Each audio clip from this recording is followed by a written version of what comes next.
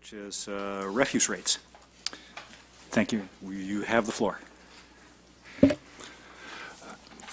Thank you, Finance Committee. My name is Ron Arp. I'm the Zero Waste Manager with the city, and I have Matt Krupp with me, Manager Environmental Control Programs, and he is familiar with our rates. He kind of handles our rate model. So we are here to present our rate recommendations. So basically, for the Refuse Enterprise Fund, we are recommending a 5% rate increase for residential customers in fiscal year 18. No commercial rates or increases are proposed, and no C&D or debris box rate increases are proposed. Just to give context to the newer people, in 2015 we had a consultant, we hired a consultant who performed a cost of services study on the refuse fund, and they determined that the residential revenues did not fully cover the expenses. So we then came back to council, we came back to finance, and then later council, and we proposed a 3-year rate increase plan as shown here, basically for the average customer.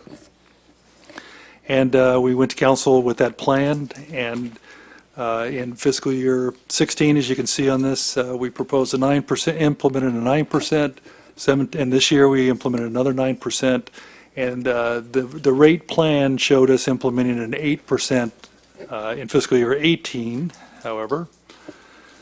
Our original forecast did call for an 8%, but we have a better budget situation this year for a few reasons, and we're in a little better shape than forecasted, so we calculated that a 5% rate increase in the residential side would be sufficient to balance the sector's revenues and expenses and get us in conformance with Proposition 218 legal requirements. So this table here will show the 3-year plan as implemented and the resulting rates. So on the left side, the left column is the service levels, the 20-gallon, 32-gallon, 64-gallon, et cetera. And that's based on the cart size.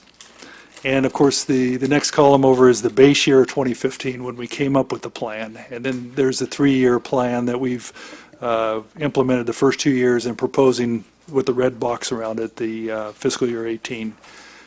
And it should be noted that over 90% of the customers in the residential sector are in the first and second columns, or rows rather. So the 20-gallon, also known as the mini can, service the smallest can size, cart size, and then the 32-gallon. So over 90% fall into that, meaning for the 32-gallon, which is about 50% of the residential customers, that they will be paying $2.38 per month more.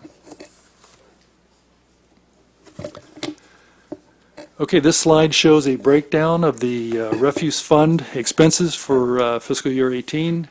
As you can see, the refuse fund not only pays for the normal things that you would expect, solid waste, recycling, and compost, but it also pays for these other 3 columns on the right, landfill, household hazardous waste, and street sweeping.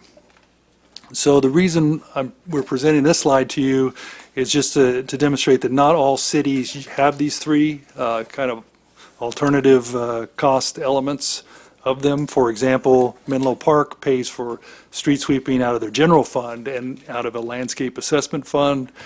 Mountain View, they have a shoreline fund, so they don't ask the ratepayers to pay for their landfill post-closure maintenance. So you can see the total on these 3 items to the right are a total almost 20% of our costs. Okay, slide 7 discusses the commercial sector.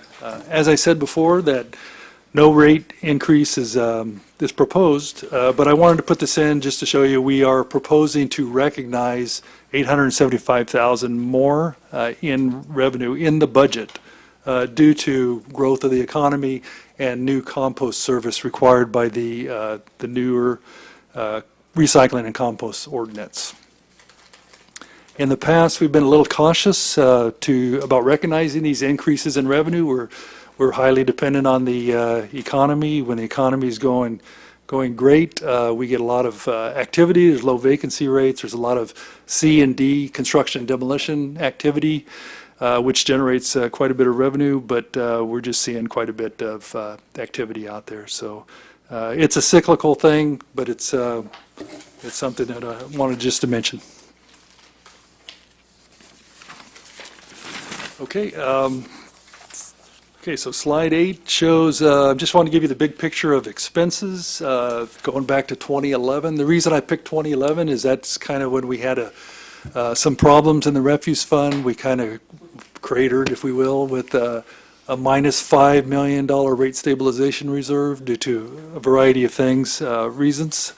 But I wanted to kind of show the big picture. The first thing is we're only, in spite of the fact that we are, CPI is 2 to 3%, we're only proposing a little over 1% operating expense increase for fiscal year 18. And let me show you the kind of the big picture since 2011. We implemented lots of cost saving initiatives, and we've kept the expenses fairly flat since then. So some of these expense initiatives, cost cutting that is, have been closing the landfill early in 2011, closing the composting facility early. We've had a cost savings in the efficiency street sweeping plan, which saved quite a bit of money.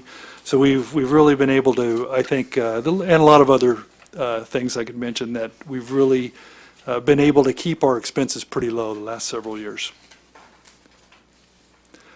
So this slide is similar to the last one, only showing operating revenues, and we are projecting the 3.5% revenue increase for fiscal year 18. Most of that is just the recognition in the budget of the revenues, the commercial revenue increases, but also the 5% residential is included in there. And again, it's kind of similar to the last slide. It's been a fairly flat revenues over that time period. And that's the final slide, and we'd be glad to answer questions. Questions and comments?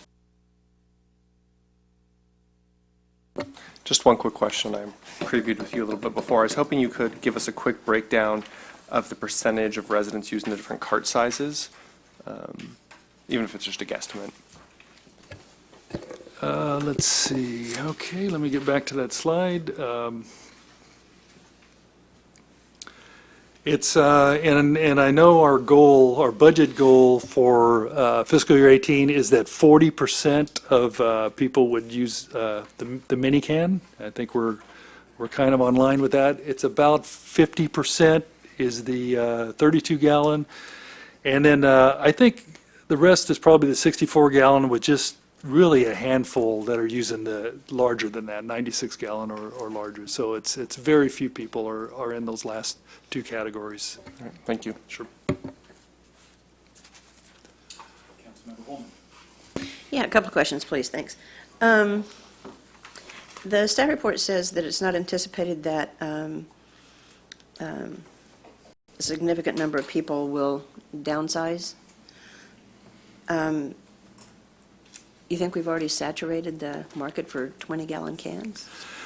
That's a good question. Well, we don't know for sure, but we saw when we implemented the first 9% in 2016 that we really 10% of all the customers across all of those service levels downsized their carts. And then this year, fiscal year 17, it's less than that. So yeah, I think we're kind of getting to the point where it's going to be less and less. So I don't know if I can say what percent I think would downsize. There could be a couple percent.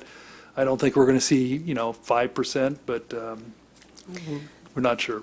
So what kind of change did you see, if you have an idea, when we started taking compost out of garbage?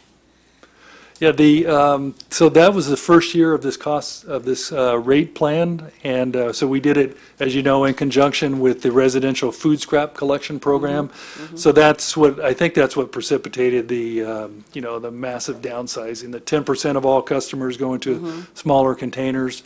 So I think that really helped. The volume did shift over, I believe, and people made it work, and I think quite a few of them did save money in that process. And it's not exactly on our agenda, except it does have to do with the finances of it, so if you'll bear with me, if I ask another question. Sure. Just add one thing to what Ron said. Sure, Phil. The reason that we're not predicting so much of a switch this year is there's no new incentive that we're, pushing forward. The old incentives were pretty high increase in the percent, the 9% for the other 2 years. And then secondly, as you know, the implementation of our new compost program for residential, relatively new. So we don't have any new push driver this year that we think would do that. Okay, and then this has come up before, and it does have to do with revenue, so I can say it's related. So has there been any kind of, I know there hasn't, but would staff consider any kind of, limited or focused survey to see what portions of the city, or if residents would be interested in a every other week pickup or such? I mean, a lot of the people on my blog talk about how, I put out my garbage can, once or twice a month, and that's with many cans. So is there any thought of that? Well, or are we just be like biting our nose off to spite our face because? Well, that's an interesting proposal, and as you may know, Mountain View their solid waste manager proposed to go to every other week garbage service in conjunction with the new food scraps collection program, and they got quite a bit of opposition from it. That doesn't mean that Palo Alto will, and I think that I do think that could be the future for everybody. Yes, we should consider getting more feedback on that. I think that's a good idea. Yeah. I'd just add a thought that I personally think that is the future, as Ron said, and we need to try to move in that direction. The two major things sort of holding us back is right now the way sort of we're interpreting state law is you need to provide weekly pickup for so-called putrescible waste, which is more than food scraps, which we are providing. And what it is, and that's the second problem, is diapers, pet waste, hygiene products. Until we solve that problem of not wanting to put them in the compost, which most compost people don't want, and our hauler definitely doesn't want, until we solve what I call the poop problem, pet waste, diapers, we're sort of, I think, stuck because we're going to get a substantial reaction, I think, like Mountain View did. Not maybe people that are your neighbors, but young families with diapers and people like that are going to not think this is a great idea. So we're trying to, and we actually put in the sustainability/climate action plan a major bullet for us to try to figure out what the devil to do with these three products that I just named. And so we are going to work on that, but we don't have a solution at the moment. So we aren't proposing to go to every other week pickup. But we would love to do it if we could figure out what to do with those three things. Okay, thank you. My last question is, the chart on page 6, table 3, it's comparing us to other cities and understanding, we provide more services and other, but what size can is that comparing to for the other cities? For us, it's the 20-gallon, but what size can for the other cities? Are we comparing apples to apples? It's indicated on that the chart, maybe not as clear, but I've got it. I've got a backup slide here on. Okay, so the one asterisk is a mini can, and the two asterisks together is a 32-gallon container. I'm looking at this chart. He's put it Yeah, on it's- on the, Oh, sorry, I'm Yeah, looking, sorry. oh, sorry. I'm Sorry. looking at the wrong, I don't, it's on the packet, right? Yeah, it It is. is. No, no, sorry, that's a reference Yeah, slide. so you need to look at Yeah. the screen count. We can get you a Yeah. hard copy of it, but for now, we'll have to ask you to look at the screen okay. and notice that, like Ron said, it is a little bit of apples and oranges. So we tried to show with the single asterisk, the the people that do have mini cans, and the double asterisk people that don't have mini cans. So you sort of have to draw your own conclusions from this. The thing to keep in mind is what Ron was saying earlier, is that when you compare these cities, the real apples to oranges problem isn't so much, I don't think, with the size of can, is that what other services are included in that Understood. amount. And it's the street sweeping, household hazardous waste, and then the rent that we pay to the general fund on the landfill. Those are kind of the three big-ticket items that some of the other cities don't have. Not a complaint, just wanted to know Yeah. what we were comparing here, so, Yeah, okay. it is hard to compare. I'm glad you highlighted that problem Okay. for us. Thanks, I think that's it.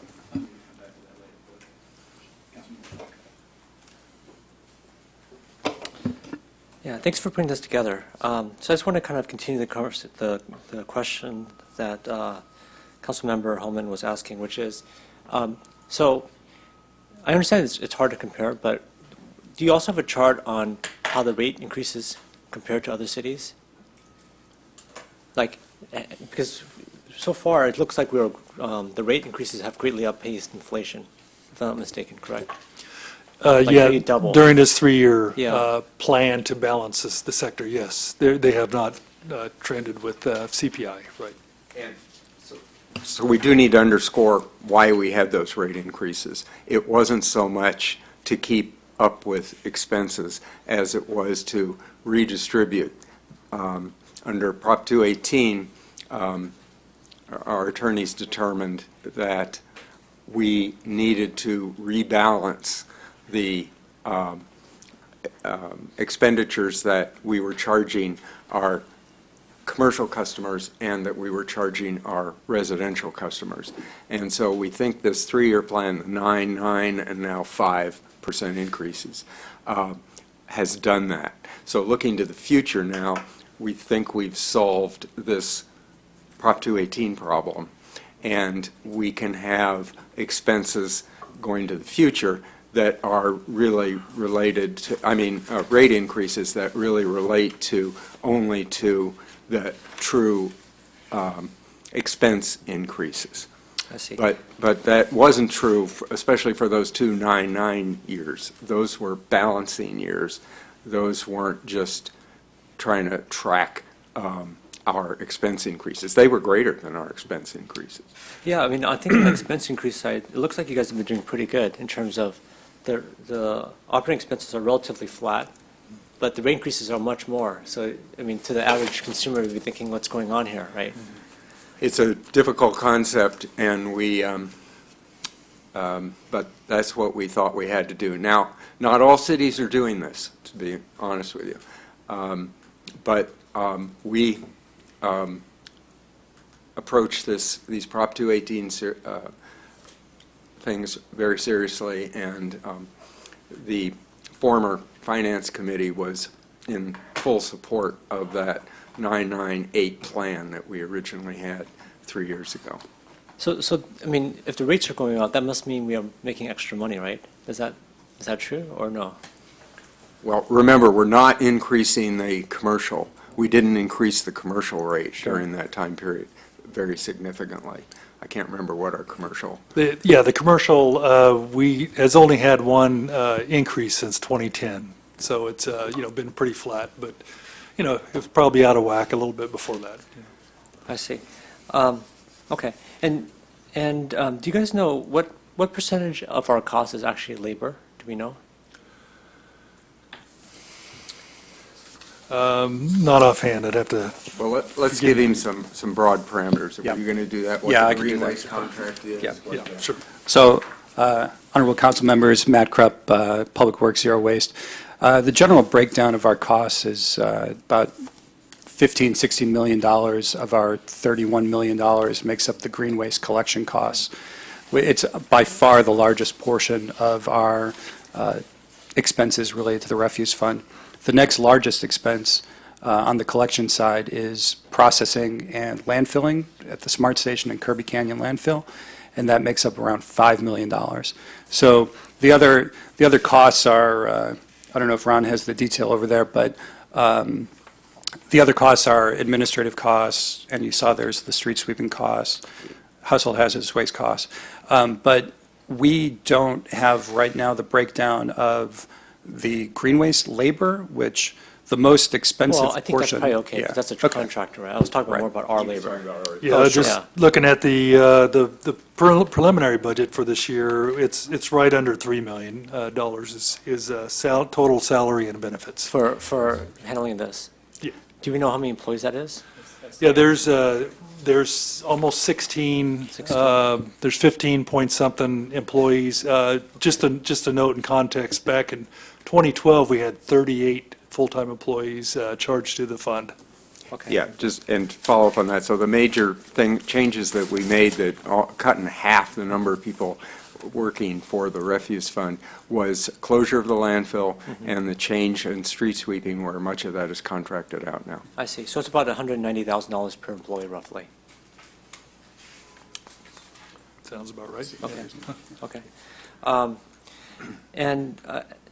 And you know, this is the first time on Finance Committee, so I'm just curious. have you- Could I just say one other Sure. thing about the employee costs? So what we're not including in this, I don't think, are what are called allocated charges, where the refuse fund and all the enterprise fund pay the city, pay the general fund, sort of, for the cost of attorneys, ASD employees that work on it, the budget people, all of these other people that aren't in those 16 positions that Ron talked about, which are in public works.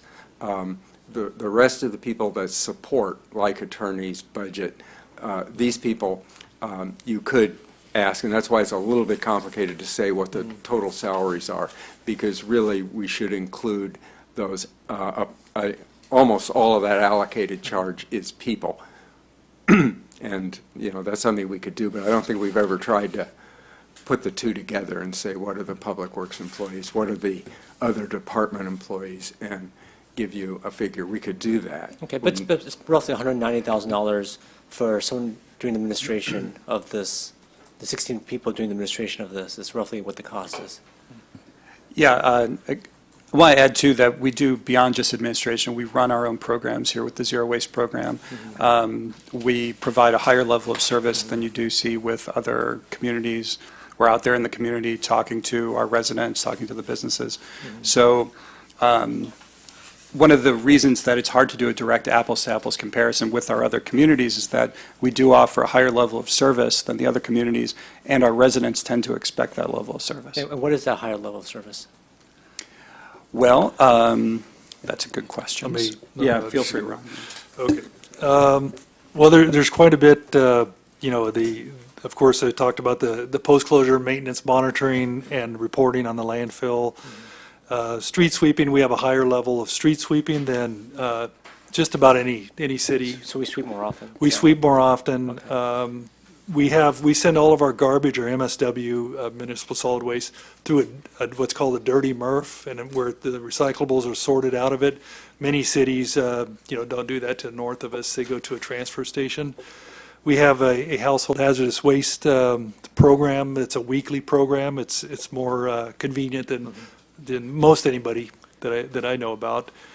We have a lot of zero waste related services. We're always out in the public auditing and training and doing that sort of thing. We have a home compost program where we're maximizing the amount of people that do training, and we give away home composting bins. Yeah, but I mean, I'm looking at the prices here, right? I mean, I realize there's a lot of, you know, Right. other funky stuff going on, but I mean, we're at 27.8, right?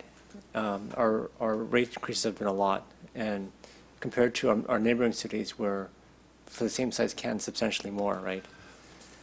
Yeah, I would agree with that. I think the one thing that may be missing, we went through this cost of services study, and legally, we kind of had to rebalance. Sunnyvale did that before us. Mountain View's right in the middle of it, and I think they're looking at a 28% or something similar to us. Menlo Park is kind of, from my understanding, they just hired a consultant to look at their services. So I think a lot of these cities, they haven't looked at those costs of services quite yet and, got them in compliance. I'd just add two things. One is that most of those programs that Ron kind of ticked off, they go to a numeric, which we've referred to as the diversion rate. So we have as high a diversion rate as anybody in the state, probably in the country, although those statistics are. So we are paying more for a higher diversion rate, keeping stuff out of the landfill. And that's both commercial, it's residential, it's our C&D, construction and demolition. We are paying more for that. But I would also remind you that what skews this chart are those three things that we take out of this account where other cities don't necessarily do that, and that's street sweeping, household hazardous waste, and the landfill costs. Sure, go ahead. I noticed that it looks like the street sweeping as a percent of our total costs is $1.4 million. It's about 4% of our total costs. Hazardous waste is about half that, so it's about 2%. So landfills, including deferred rents, $4 million. But if you look at those three things, it's a pretty small fraction, actually, of our total cost. It looks to me like about 2/3 of our total cost is solid waste and recycling, which everybody does, right? And even that's more than Menlo Park, just for those things right now. So I sort of have the same question. Don't mean to interrupt. Well- Please continue. Which is, boy, it seems like a big difference. And San Jose. I mean, if you count the 32-gallon can in San Jose, and we're still 2x San Jose too. So why is that? And it's sort of what we're Yeah, trying to drill on. that's what I'm trying to figure out. Okay, so the biggest chunk of our cost is green waste, right? 15 Right. to 16 million. 60. 60 million, okay. Yep. So I assumed we've shopped this around, right? The contract for this, and is it competitive? How does it compare against other cities? I mean, is it normal? Is it abnormal? Well, of course, we selected green waste on it was an open bid, but it's been a few years, but yeah, it was, we plan on doing a cost of services comparison or survey with this in this next fiscal year, so that'll be something that'll help us to hone in on how competitive we are for base services. The green waste provides, zero waste services that go beyond that too, so. Yeah, I'm just worried that, our residents will look at this and go, what the heck, right? I mean, you have a very complex message. We have all these programs, right? And there's this new law you have to comply to, and, it's not a very clean message when someone just looks at this and go, what's going on here? Especially if the answer is, well, they account for street sweeping somewhere else, which is like 1 out of 31. Yeah, it doesn't really hold water. It doesn't pencil out. Or Right. if you're saying, we're not increasing the rates on the commercial side, even if that's particularly the purpose, right, to rebalance them. Well, without getting defensive about this, I just offer up one other note, and that is that when we set up our current situation, we set up these 3 contracts that Matt referred to. And I do think we're going to gain some efficiencies if we can figure out how to make, like most cities do, have one contract with somebody. So we're starting the process because these 3 contracts end in 2021. And it's actually not too soon, and we're starting the process now of figuring out what to do to replace these contracts. And a goal that we've set for ourselves is to try to figure out how we can not have 3 different contracts in so many different places we're taking stuff. And I think that has hurt us. You'll notice that Sunnyvale number is high. And you could say, oh, that's a 30-gallon container, or 32, not a 20-gallon container. But, when we look at that different size, it's not, it's not nearly as important as to the cost as just picking it up. Most of the cost is picking it up and taking it somewhere. It doesn't really matter how much we pick up at a given location. So it is sort of valid to compare us and Sunnyvale, for example. We're still 35% more than Sunnyvale. Yeah. Yeah, but 50 and per gallon, we are the market. Per container, right? Yeah, I mean, if you do Well, per gallon. let's see, if I'm looking at this right, Sunnyvale's 38. We're 50. Compared to 50. Yeah, we're 15% higher. Yeah. Well, we're comparing it to 27. Well, they don't offer a 20-gallon mini can. Right? So I think you're trying to control for the volume, which really may not apply. It's the number of pickups, it's not really the size of the can. No, right. Are you multiplying the 27 by 2? Is that what you're Looking doing? at 50 on your table For the 32 here. gallons. That would be on slide 5, for 32-gallon can. Oh, I see what you're doing. You're This comparing one. 32 to 32. Okay. That would be the normal thing to do. Yeah, because if you look at per gallon, right, we're almost double per gallon versus, I forgot which city it was, the one that was at $13.99. And even at the closest one, we're like, well, 14% higher. Well, like I say, the one thing, almost all the costs, and we went through this, and I don't know if it was like 90%, but it was on that order, of the costs were the costs of picking it up. It really isn't valid to look at a per gallon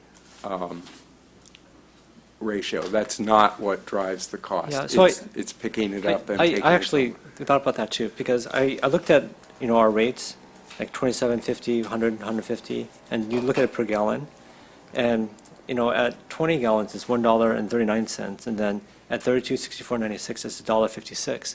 So if we were to really think about it in terms of true cost recovery, it would get cheaper, bigger you got, right? Like, bigger is cheaper. But in fact, it does the opposite, actually. The smaller is actually cheaper per gallon. Now, we could also say that we want to push people to have less waste, and thus we want to incentivize smaller cans, which may be true, right?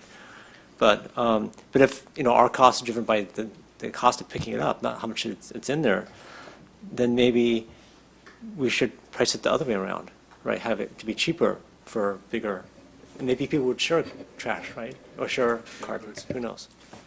So that's a great comment. If we look at the overall cost of our waste collection for the residential sector, and you take that and divide it by the roughly 18,000 single-family households that we serve, the marginal cost is around $50.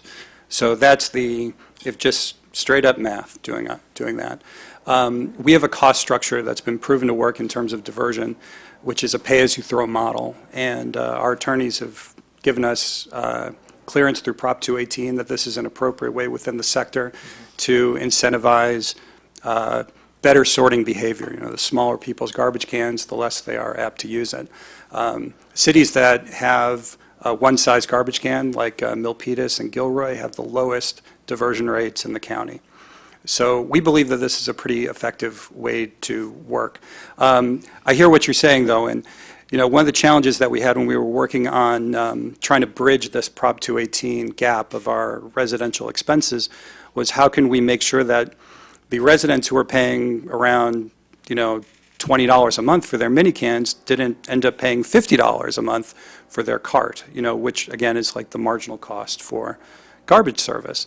And so we had to figure out a way to, to be fair to our residents, to try to pay for all the costs that we can to cover all of our residential expenses.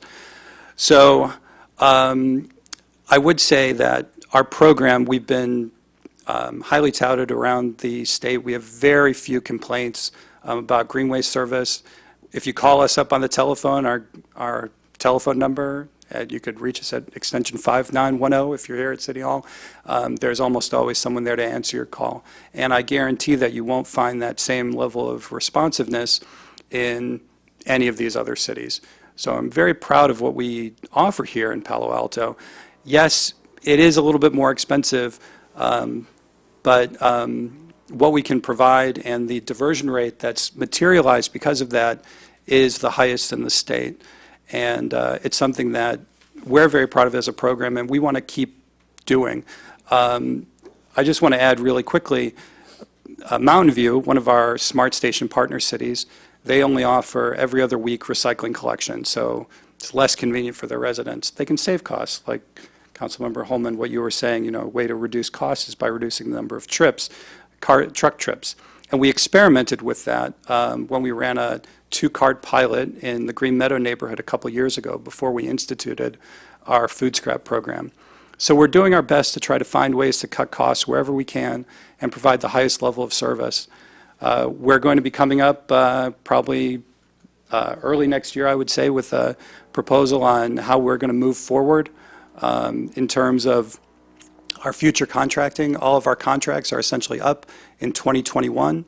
And so at that point in time, there might be further opportunities for us to save money and realize those savings to the ratepayers. Yep.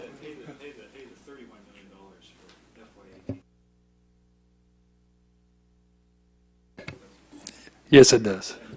Are those like 500,000, 5 million, 50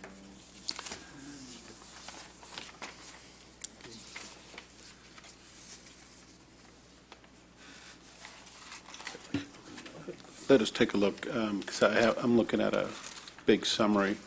No, it's okay. Yeah, I'm looking at the adopted 17 budget. Ron's looking at the one that it's being prepared. But one big thing that you heard Phil talk about is the rent, and remind me, guys, 2021? Yeah, 2021. 2.5 million goes away in 2021. And so that's going to, right now, in the 17 budget, it's 2.6 for salary and benefits, at 2.5 for rents and leases, just to put it in perspective.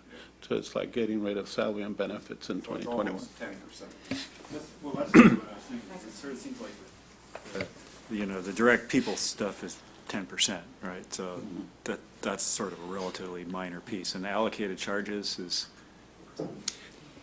that's It's going on to be a fairly summary, small too, right? but it's going to be much smaller than that. So, but I don't want to guess here. I want to go to that page. It's just But most of the expense is Electronic. most of the expense is the contractors. Is that Yeah, is it's that an accurate statement? 20 million, over 20 million is just those 3 contracts. Two-thirds of the cost of those Two-thirds of the 3 cost of the contracts. contractors. Okay. That are just dependent on CPIs. And just the note on that would be, like Matt and I have both said, we're going to take another hard look at that in the course of the next So years. I know Menlo Park uses some of the same contractors. I see the green waste trucks going down there picking up their cans too, right? In fact, because the first time I saw one, I was like, hey, that thing's got a mechanical arm on it, right? And it was Menlo Park. So they must use the same guys we do. I think they use Recology. I'm Maybe pretty you're sure. right. Maybe they use Recology, yeah. Yeah, they do. But they don't take it through, they don't send their waste to be sorted, though. I mean, it just goes to transfer and then out to Ox Canyon, Ox Ox Mountain, Mountain. yes, sorry, landfill.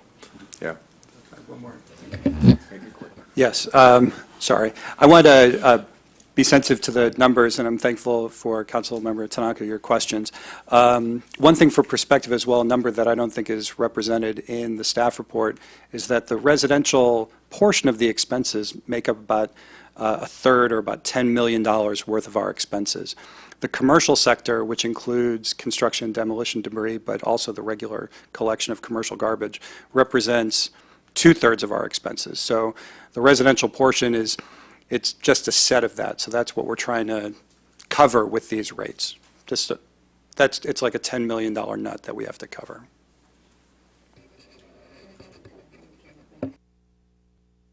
I sort of usurped Greg's time, so. I was just going to say, one number that would be interesting that I don't see here, and I mean, first of all, thank you guys very much for providing all this data, okay, that we get to pour over, right? One other interesting piece would be sort of our total cost versus number of people in town. So what's the per capita as well? Because we've got a lot more people here than Menlo Park too, and is it scale, is it not scale? I don't know. So, Councilmember Holman. Yes, a little bit of a little bit of history, but Phil, something that you said made me kind of raise my eyebrow a little bit. It's like, I thought we were out of all of our putter pay contracts, but something you said made me think that maybe we're not. I didn't mean to imply that we still had a significant putter pay issue. That we've primarily eliminated. Have we completely eliminated it, Ron? Not necessarily. There's still, depending on what happens to our tonnage, we could have a very small amount of putter pay, but for the most part, we've negotiated most of that away. Okay, does everybody know what putter pay is? Okay, sure. It's, we're in a commitment with Waste Management at Kirby Canyon Landfill in San Jose 30 years ago when we started this contract, or 27 years ago or whatever, to provide a certain tonnage level that increased really over, over population projections. And what happened was basically the projections just kept going up, and we got into the zero waste community, started diverting everything, us, Sunnyvale and Mountain View, and basically we had to pay for the tons going in there to the land, pay for the tons that did not go there, but we were contractually obligated to send in there. And it was getting to be 500, 600,000 a year in just penalties, basically. Is there, you don't have to answer this now, but just, I'm looking forward to the time where you just don't have any of that left. Yeah, it's pretty much, I think if we had a very small amount, I mean, just tens of thousands, it was last year. I think this, depending on tonnages, I think we're not in that putter pay situation now this year. Okay, and then on the, I meant to ask this earlier, apologies for that, on the last page of the staff report, page 7, it talks about, last sentence and the resource impact paragraph says, rates in all sectors are sufficient to cover expenses to continue rebuilding refuse reserves to appropriate levels. But it doesn't indicate what appropriate levels are, and as you indicated, there was a $5 million hit a few years ago, so where are we with? We're in pretty good shape now. We are within our guidelines, and we're towards the top of the guidelines now. So we've been really putting a lot of money back into the rebuilding the reserves, and a lot of that came with the closing the landfill and the composting facility, and salvaging off the equipment and returning vehicle funds back and that sort of thing. But we are in an acceptable range right now within the guidelines. What is that range? It's 10 to 20% of sales. Minimum 10. Minimum. Okay, 10 to 20%, okay. The allocated charge is 1.7 million. What was that? 1.7. Oh, okay. And the other thing is just a quick comment, no response needed, but, one of the things that kind of makes me a little nuts when watching our cans get picked up is that they come down one side of the street and pick up the garbage cans, and come down the other side of the street and pick up the garbage cans. So if we could go to something like a every other week model or something like that, or a shared can model, something like that, we'd not only save on cost, but we'd also save on greenhouse gas emissions. It's really unfortunate. So. We agree, and we've got it in as a SCAP goal to reduce greenhouse gases from garbage trucks, sustainability/carbon climate action plan. Okay. So we agree and are working hard. I just mentioned that in that direction. One thing we are doing is we're going to have our first electric garbage truck next year, and Green Waste is purchasing that, and we're excited about that. Okay, and then the last thing is, since there hadn't been a commercial increase since, you said 2010? There was one. Sorry, one since right. 2010. Yeah. Is that because it was fully in alignment with Prop 218? Or is it because they generate so much waste that, so what? Let me try that one, Ron. Okay, sure. I'm going to use hand motions to do it. Go ahead. So picture a situation where the residential is paying too much and the commercial, the commercial's paying too much and the residents are paying too little. So I'm sorry. So this is commercial. It's paying too much. So if we raised rates the same amount in both sectors, we wouldn't get anywhere toward balancing, right? So we've had to increase residential much more than commercial in order to get the two back in balance. So like Ron said, we only increased the commercial one time over this time period, and we've been increasing residential so that it's balanced. Now going forward, what we hope to do is have both sectors continuing to pay their fair share, and the two would go up more or less with CPI, Consumer Price Index, we hope, in the future. I understand the, the leveling, the little teeter-totter thing here. At the same time, is it, if it's proportional to how much waste they're generating, how much service they get, isn't that a different dynamic than this?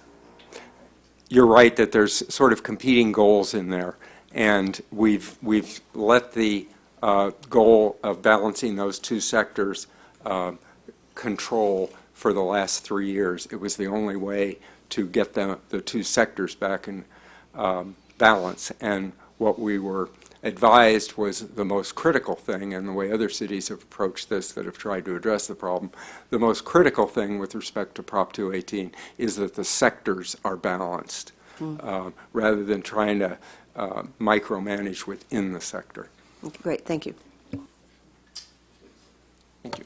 What is the balance actually? I'm assuming it's not 50-50. And Well, I think Ron said Was it's it like the two-thirds, two-thirds to a one-third, third? right? That's right, yeah, 2/3, 1/3. And what is that proportional to from Prop 218? Is that based on their service? Is it based on the number of businesses versus number of households? What's it actually based on? Our expenses. Okay.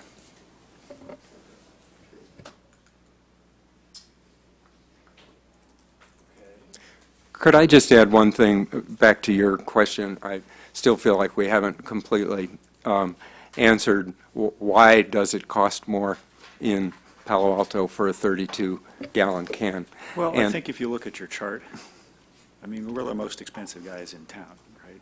And pretty consistently, right? And, and it isn't just the street sweeping, okay? Because that's like that much of it. So I guess we're sort of trying to understand better why that is. So let me And sort of, throw out another thing that we haven't discussed. And it's hard for even us to judge this, but some cities, and I think Menlo Park's a good example, actually all those cities that use Recology and use that San Carlos transfer station between Menlo Park and South San Francisco, they're all in the same boat. They've formed this Joint Powers Authority, and they use that transfer station at San Carlos, and they transfer the garbage to a landfill. That's all they do. So what we do is we do three different things. We take our garbage to the SMART station in Sunnyvale, where it's sorted, and recyclables that human beings have failed to remove is removed. So a lot of cities don't do that. They don't put their garbage through a processing line. Secondly, we take our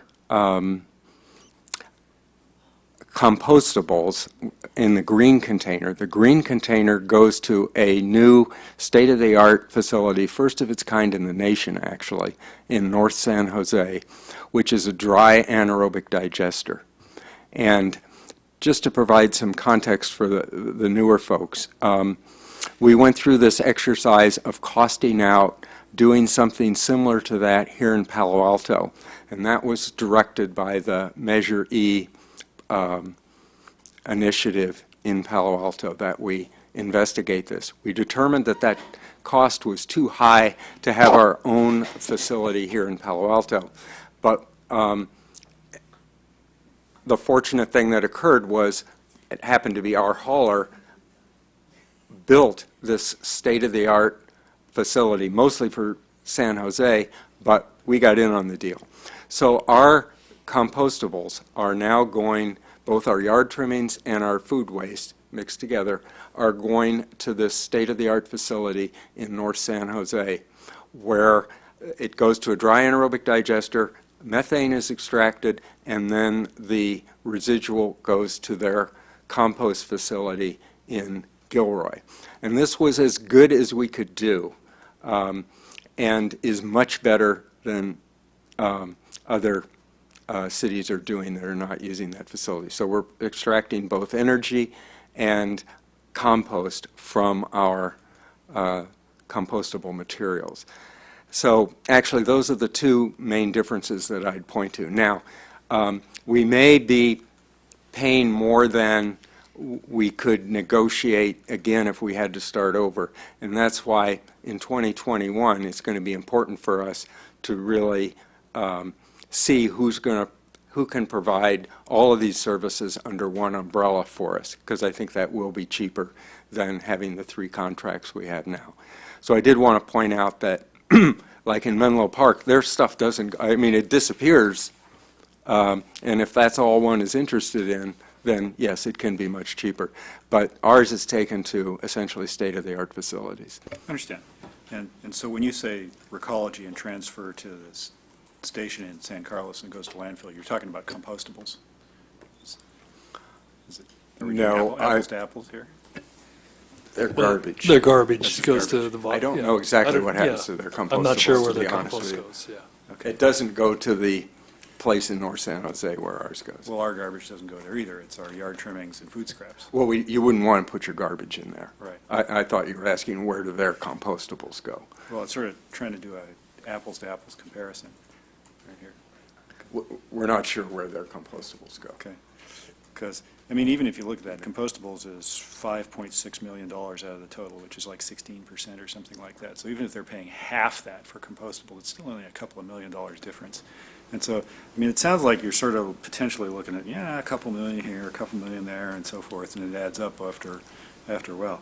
But it still struck that, you know, solid waste and recycling together account for more than everything, right, for some of the other cities. So it's still, you know, it's still not terribly visceral, right?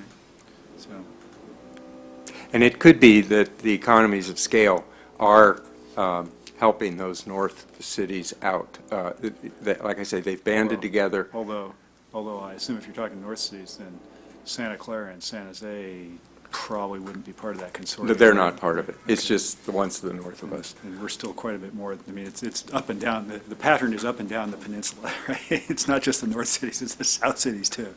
Right? So, okay. Are there any more questions? Yes. So how do our commercial rates compare to other cities?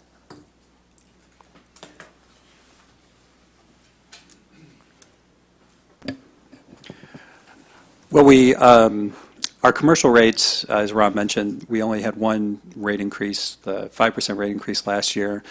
Generally, our rates are competitive. We haven't done a full rate comparison in the time that I've been here, in the 5 years that we've been here, because we haven't really monkeyed with the rates at all. The reason why I'm asking is, Yeah. because one of the reasons why you said, well, the reason why ours is 2x, 15% to 2x more than our neighboring cities is because, the residential rates are artificially low, and other cities are going to catch up eventually to be, compliant with 218. So what I wonder is, is our commercial rates, higher too? And if so, then we have a problem, right? That means we have a structural expense problem. Or if it's lower than other cities, then, it makes, what you said makes sense, right? Maybe we're just trying to rebalance stuff. So I'm just trying to understand, what's happening here. Yeah, I don't want to give you misinformation. I don't have a comparison in front of me, and I know that I just got a request from San Jose that's looking at reviewing their commercial rates. So they're looking to share their information with the rest of the folks in the county to see where everyone's at relative to the commercial rates. So I can't tell you one way or the other whether our rates are high or low. One thing that we did do this past year was that when we raised our garbage rates 5%, we actually lowered the rate of our organics, the compost side. So it was priced at a 10% discount relative to garbage, and now it's at a 20% discount relative to garbage. So we believe that was designed to help defray the costs of our recycling and composting ordinance requiring people to have compost service. Let's try it. We'll get, we'll be back to finance on this, so we'll get some commercial comparisons and bring that back. Okay, well, maybe easier question is, if we look at this, so 2/3 of our cost is commercial, right? And 1/3 is residential. And in terms of revenue, what percentage right now do we get from residential? And what percentage do we get from commercial? So we're only out of balance by that 5% Oh, okay. that we're increasing, right? Okay. So at the end of FY '18, we hope to be able to say that our math is all worked out. If you're within 5%, you're pretty close. Okay. Makes sense.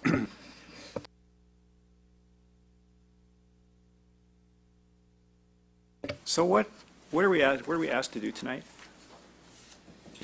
You're asking to approve the staff recommendations, which is status quo except for the outer year. And what they will do is then go through the Prop 218 notification and notify the rates payers and wait for the results of any complaints submitted to the clerk's office. If there's 51% or more against the rate, then it does not go forward. Does this go to the council on consent Uh, or anything like that? What will happen is it will go as part of the budget adoption process in June. So you will get another cut at the pie, if you will, in So May. we'll see this again during the budget processes. in May. Yes, you will see the whole refuse budget in May. Got it. And that's when we can bring back a couple of these things you've asked about, most notably the commercial comparison. Actually, the number that I would like to know what is it would be really good to do,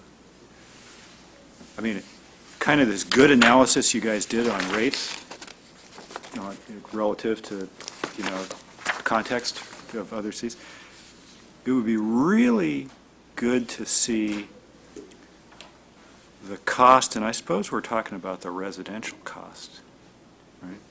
Right, the cost per capita versus the other cities. And I think not just the total, but maybe broken out in some of the major components, so solid waste, recycling, composting. Because I'm getting confused, I can't keep up, I'm getting confused thinking about, okay, composting is going to San Jose, but that landfill is going somewhere else. And, it'd be nice to see it all parsed out. Right, and I already had a note on that because Council Member Holman had raised this, the total cost per number of people. So But that's what we ought to be looking at, right? The car cost of delivering services per capita, and, what's the difference? And we can do that. how do we? We can do that. Are we getting our money's worth for the difference and so forth? So, okay. Motions? I'll make the staff motion that we recommend council adopt the attached resolution amending utility rate schedule R1. Second. Care to speak to your motion? I do want to thank staff for all the hard work, and sorry if we gave you a hard time. I think it is important for us to just evaluate these costs in comparison to other cities, so we look forward to working with you again. I think on Speak that, to your second, sorry. I was just going to say that the other thing that we can do that I think may help, as we discussed all the reasons, we kind of threw them out one at a time, and none of them were huge, these differences. So I think if we listed them all and showed you the amounts and added them up, in fact, you said it. It's like, well, it's $1 million here, it's $1 million there. Nothing's really significant, but you add these things up, and then that is the difference. So we'll try to do that better for you next time. I just want to add, we could also add some cities that actually are more expensive than us too, up in the rest of the Bay Area. So there are some, believe it or not.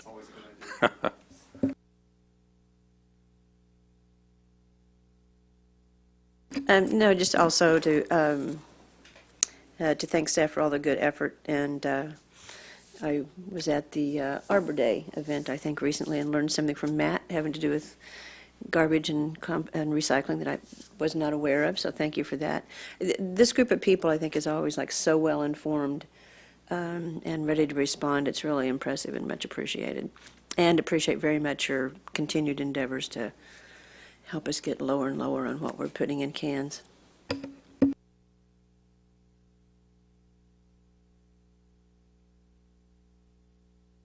Yeah, you know, I think the 5% makes sense just because we have to make things balanced, but I got to tell you, a lot of other things don't pencil out. I mean, that's the only thing that maybe pencils out for me, but everything else doesn't make sense, right? Our cost, I mean, a lot of other stuff we talked about, so I'm actually pretty dissatisfied with this. And I think Chair Phil's recommendation of having some sort of KPI makes a total sense. We kind of understand where we stand.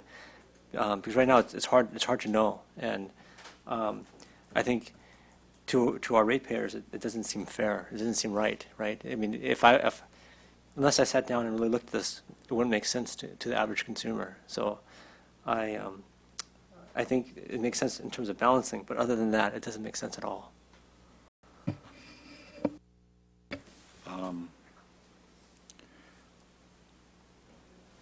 I think, given sort of the fixed nature of all this, right, it's not like we're going to be making a lot of adjustments now to contracts that don't expire until 20 and 21 and so forth. But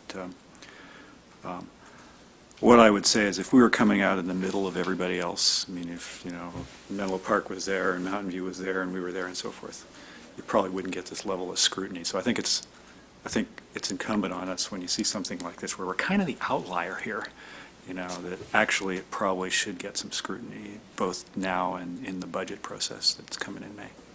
Okay. With that, all in favor?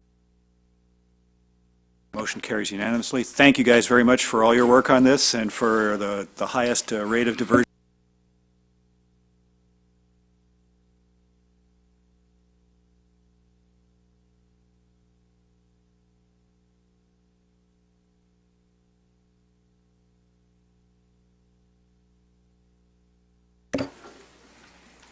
All right, now All that right, we've now- got you warmed up. And now, yeah. Oh, no, we know. All right, you gonna take a quick break? We lose a quorum, so I think it would be good, unless, yeah, Greg stepped out as well.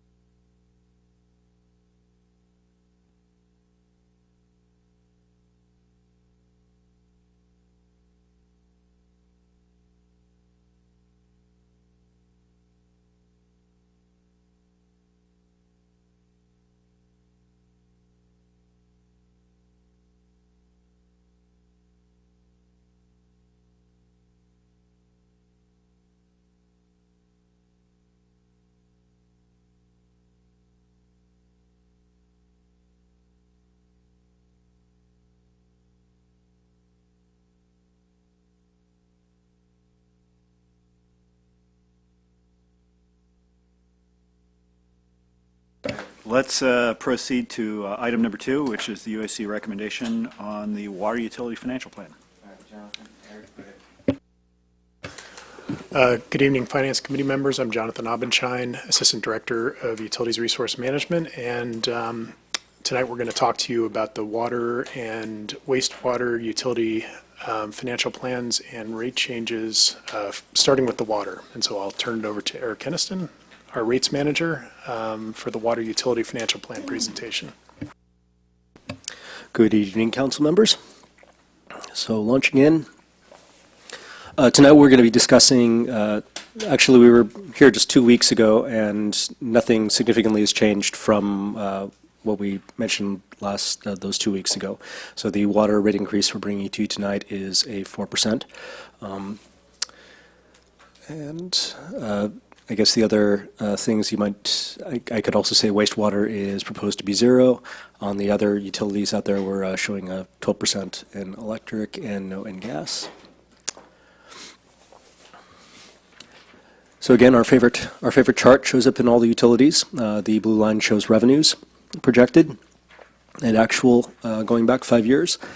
As you can see, the largest component of our costs is the water supply, and that is also the one that's projected to be going up by the most, and is the reason why we're requesting the rate increase tonight. The rate increase we are requesting is entirely for water commodity cost. The other notable components here are the orange, the capital investment. As you notice in FY17 and 18, we have a 2-year. We're not going to be creating any new capital projects for main replacements. Those will be restarted up again in FY19. And operations and maintenance and debt service continuing on at roughly about inflationary increases going forward. This is a new slide we've added this time around for it. We're showing the change between FY17 and FY18. And as you can see, the vast majority is projected to be water supply. So that's where we're really seeing our what we're planning on happening, and the upcoming increase. It's going to be a 36 cents per CCF increase. That's what we're anticipating the SFPUC is going to be passing on through to us.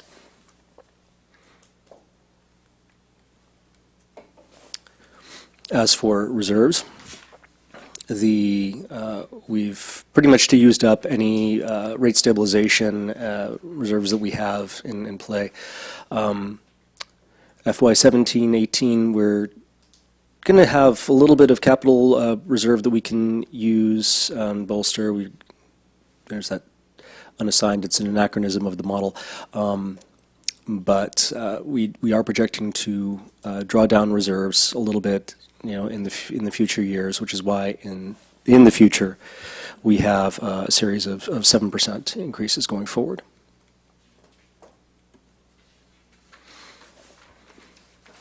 When we were first looking at rate increases, we were thinking we might do a 6% rate increase, but we opted to drop it down to 4%. I think one of the main thing, and I waited a bit too long to bring it up, but we're going to request a deactivation of the drought surcharge. And what this will end up doing for our customers is, even though we are increasing the base rates by 4%, with the removal of the drought surcharge, customers are actually going to see a rate decrease. The reason why we're going to see, where we're projecting that we're going to get slightly increasing revenues, is because we're seeing sales increasing.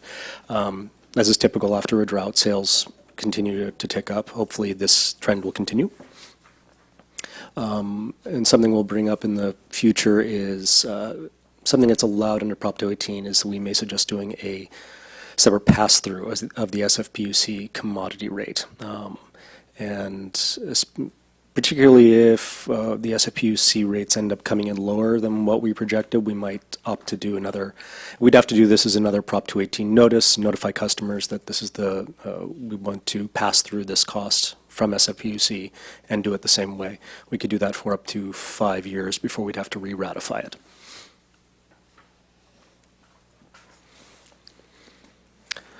For projected rate changes, we're coming in lower than what we had projected in last year's financial plan. For FY 18 and 19, it's been our past requests to try and levelize rate increases whenever possible, and at this point in time, reserves allow for that. So that's what we're planning, is a 4% with a series of 6% rate increases going forward. Sorry if I misspoke earlier.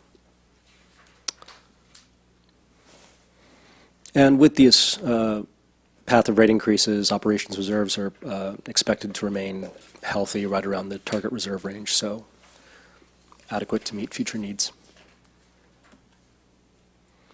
Again, here's the 4% rate increase off of the base rates, but the actual impact if we remove the 20% drought surcharge will be a decrease for all customers across the board. So that will hopefully be a welcome news to all.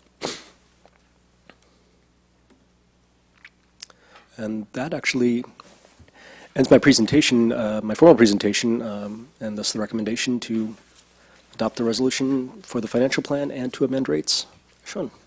And I welcome your questions. Thank you very much. Committee questions. Councilmember Fine. Thank you. I'll lead off. Thank you very much. A lot of good info in here. One big comment and a couple of random questions. So one, it's really nice to see that we're actually reducing rates across the board, commercial and residential. I think that's really important in messaging, actually. You know, don't message this as a 4% rate increase. Just say, like, your rates are going down 1 or 2%. And I think to some degree, you know, residents just see that, the final cost. A couple questions. So I saw that the capital reserve is going away. Do we have any need to build that up over the future? Are we planning to? So the capital reserve, it's set aside, we put money there to be used for future projects, but it's nothing that we don't actively ever try to increase or fund those reserves unless we know that we're going to have some sort of long-range project, big, that we need to work on in the future. Okay. And right now, we're still, there's always potential that something could crop up, say, replacement of the line going up into the foothills. But for right now, we don't have any specific projects in mind that would require us to actively increase that reserve. Okay, but I did note in your report, it says you're seeing a lot of replacement delays, and I'm wondering if you can kind of explain those, what's causing them, and if there's anything that may be blocking you actually from doing those faster and more cheaply. Well, so as I mentioned last time I was here, one of the main drivers for why we're delaying CIP projects actually in water, wastewater, and gas are that we've seen costs increasing from the bids that have been coming in for projects as spec'd have been higher than what we had budgeted. Now, taking those projects back, redrafting them, trying to get them into smaller size, and then repackage them and get them out for rebid. It sounds good, except we're also understaffed. So we're having some issues. We've just got a crunch in time and staff and resources to get projects redrawn. We also are limited in staff in regards to actual construction staff and operational staff. So it's just we also have a backlog in projects. The California Avenue project is kind of creating a little bit more, needs a bit more maneuvering. So all that being said, it's a more realistic plan that we work on what we have currently in the hopper and then come back in 2019. Okay.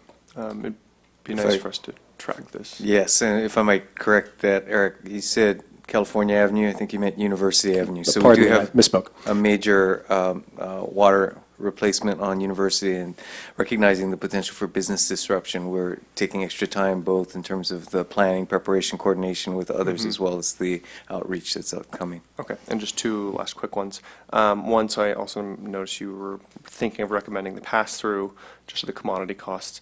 Has this council ever turned those down? Pass-through, no. We've never, I believe every time we've offered a pass-through option, they've been accepted. We've done it with the gas, for commodity costs, with transportation costs. Okay. So in general, they've been accepted. What would make this one different is when it comes to water, it is Prop 218 beholden, so it comes with a bit more rigmarole. Right. There's the noticing process, and again, it has to be re-ratified every 5 years, should we wish to do it. I'm just trying to identify what the challenges would be for there. And then just the last one. So how have our estimates in the past against SFPUC played out in terms of the CCF price? Because it seems like we've got to go out and notice folks beforehand before they set their prices. How close have we been, or how far? Well, most notably, when we did the last round of financial planning, we thought that the rates would come in at $4 and a penny. They actually ended up coming in at $4.10. So there can be quite a bit of variation at the last minute if the SFPUC comes through and says we need these funds. Okay. Is it possible that they come in at something lower than what we projected? Yes. But unfortunately, we don't get the final word on that until it's too late from our perspective. So. Okay, thank you. Councilmember Holman. Yes, two things. I'd noticed when I was reading this, and I'd underlined on packet page 16, the next to the last paragraph on that page says that water utility may see $1 million increase in operating costs for a capital lease for emergency generation wells and pump stations. Why?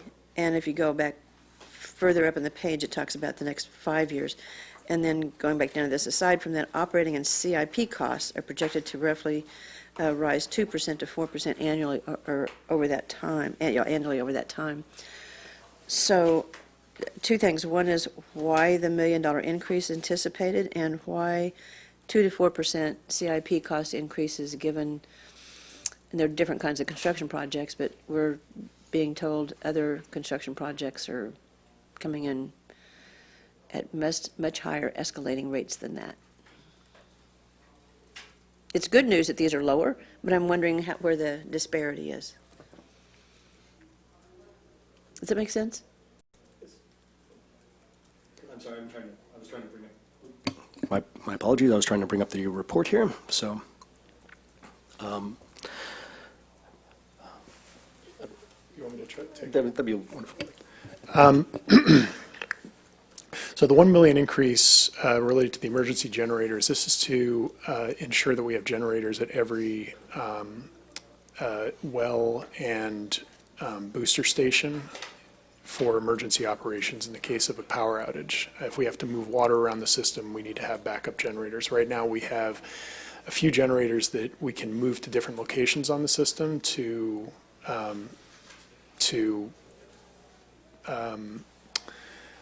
maintain a critical level of operations. But for long-term emergency preparedness, we've been looking at adding those in for a while. So to be clear here, so we have generators that we could move around, but Right. we don't have a generator per site. That's And that's right. what's being recommended here. I think That's it'd be right. good to clarify that. We can do that.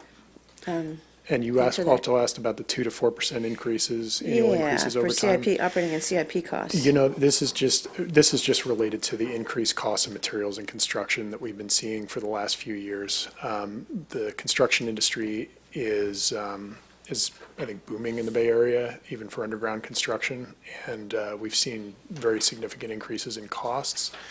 That said, the increases for main replacement costs that we see are a portion, not all of our capital costs. So when you factor it into the entire capital and operations bucket of costs, it comes out to a 2 to 4% increase. So very large increases on a small but significant portion of the entire bucket of operations and capital costs.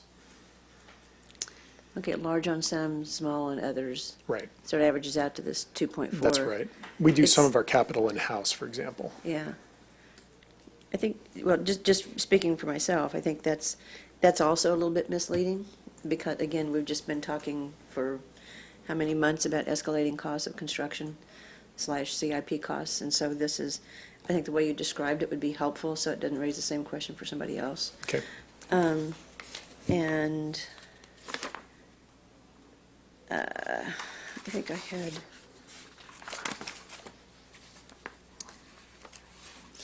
looking, back where we were at the last item, looking at packet page 17, comparison of costs, table 8, and these are residential monthly water bill comparisons.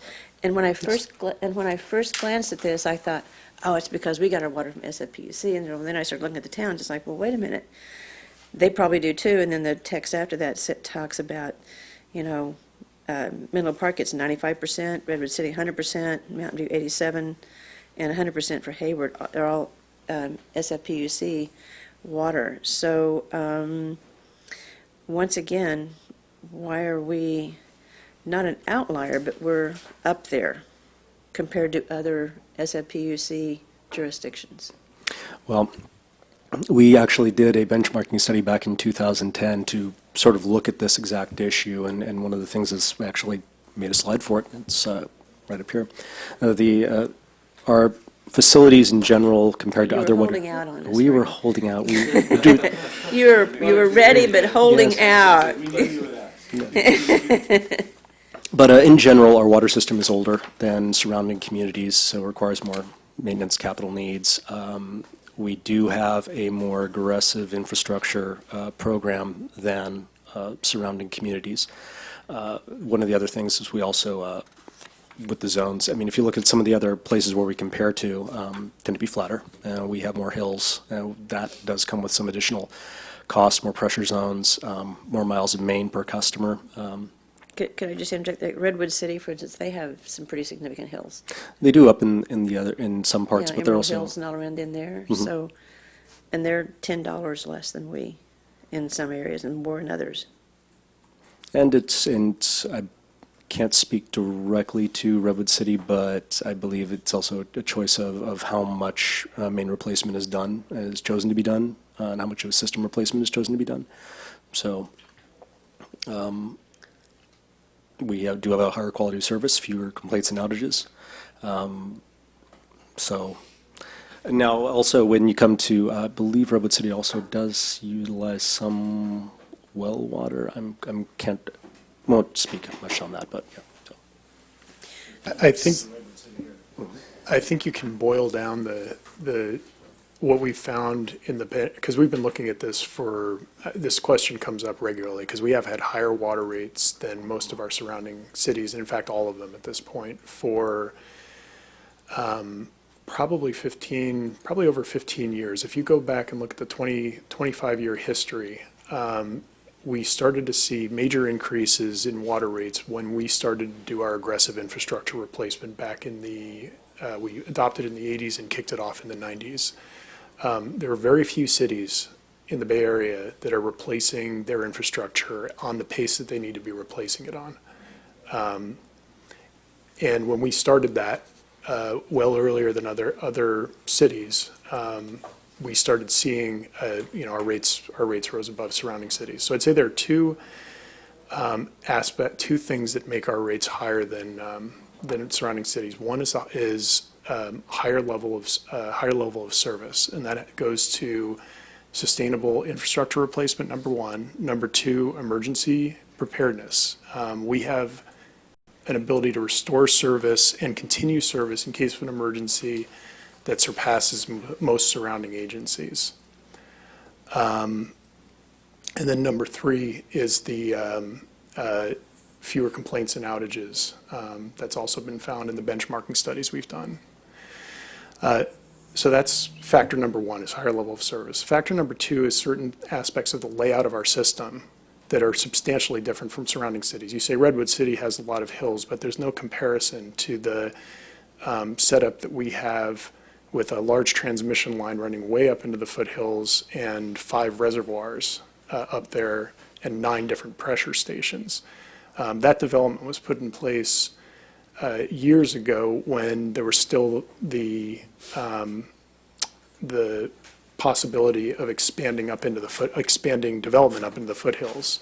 After the system was developed in that configuration, we no longer we were left with this infrastructure set up, and it imposes additional costs. So, for example, one of our water transmission representatives or employees who has to sample at the reservoirs and monitor the reservoirs has to drive 45 minutes up into the foothills to actually do that sampling, and this is a weekly operation. So that and a series of other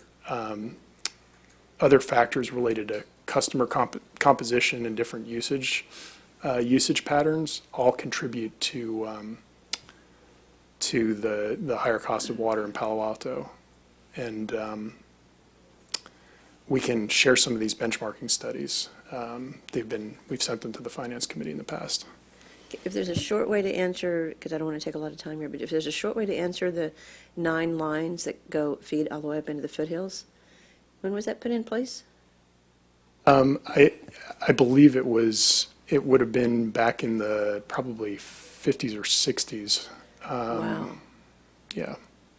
Wow. Yeah, so we're in the process of replacing, this is the aging infrastructure aspect. Palo Alto is one of the first cities to develop on the peninsula. And so, this infrastructure that was put in place is now it's getting to be time to replace it. So that's another reason for our higher maintenance and capital investment costs. So I guess my question is directly related to finances. If those 9 lines were put into place, I know even in the.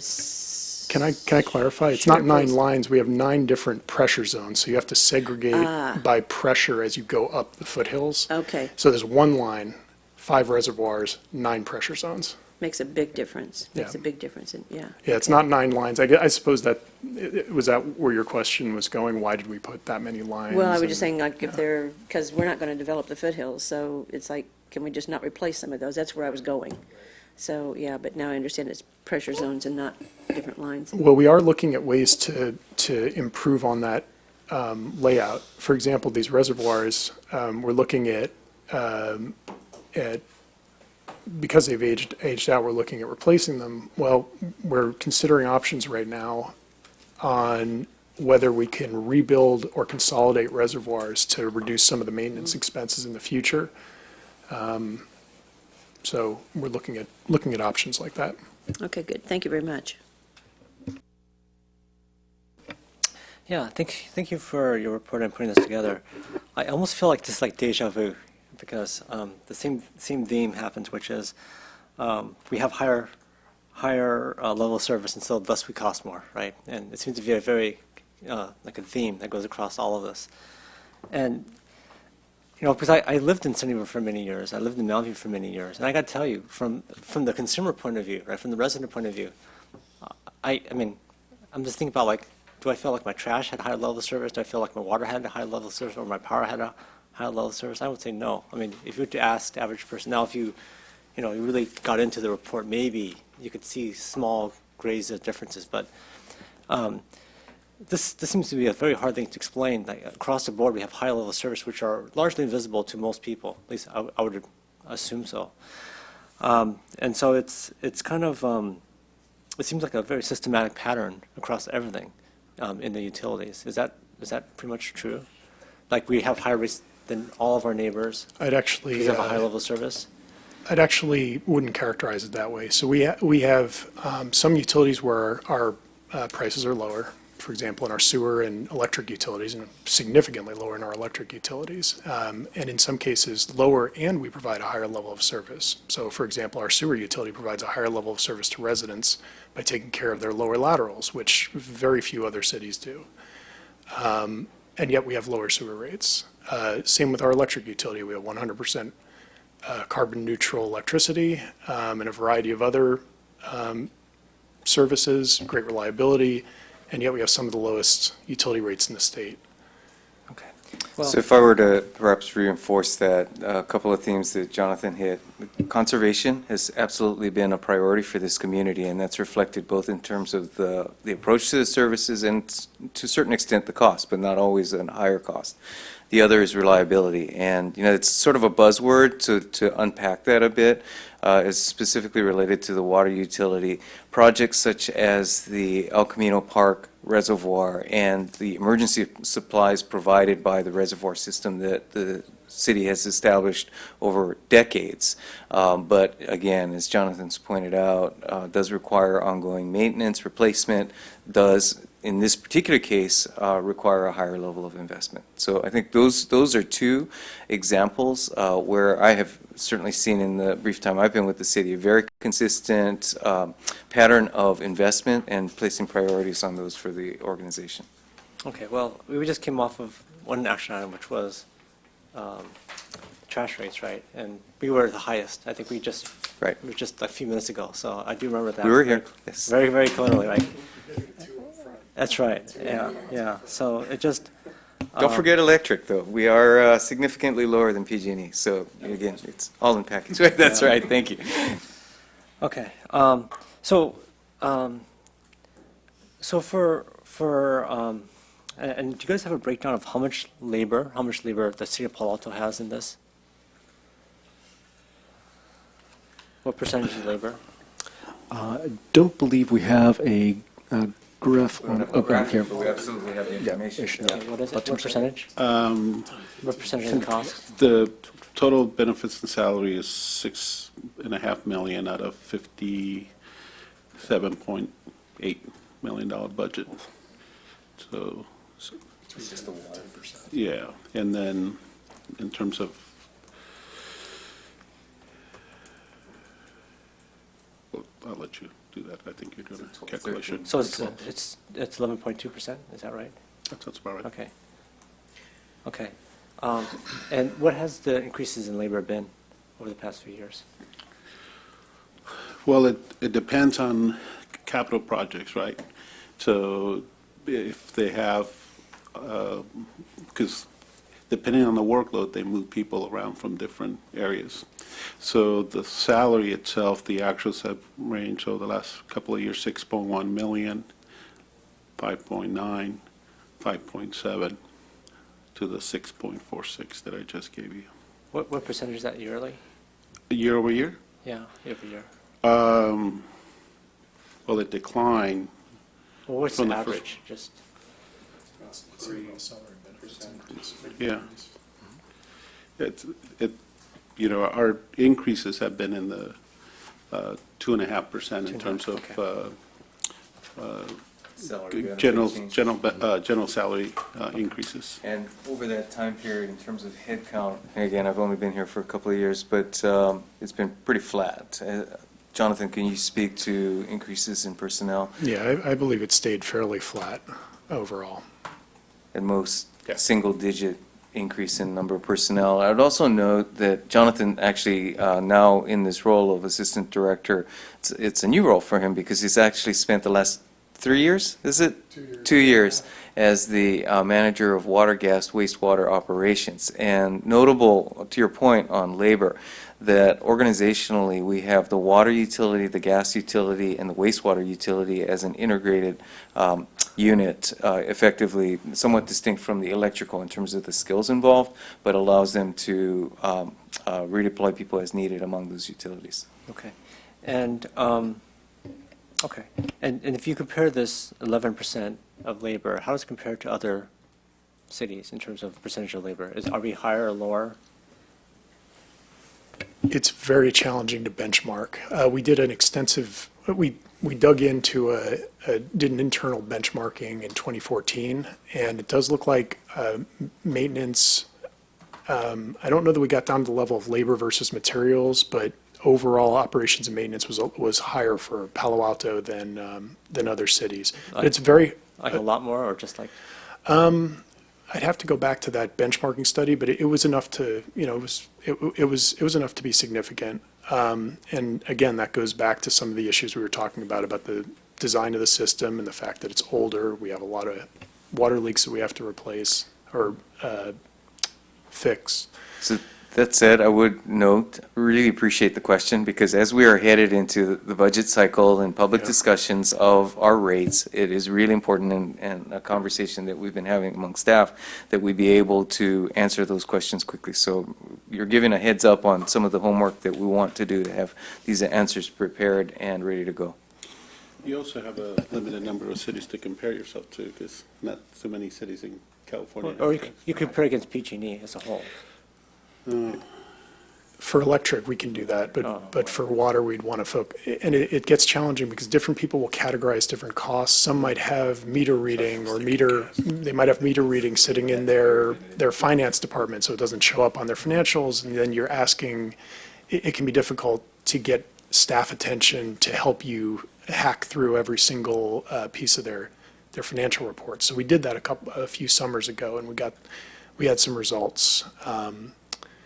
But I don't have everything in front of me tonight to share with you, unfortunately. Sorry. I should have clarified my comment. I was referring to gas, because I assume you were talking about the whole package. Sorry.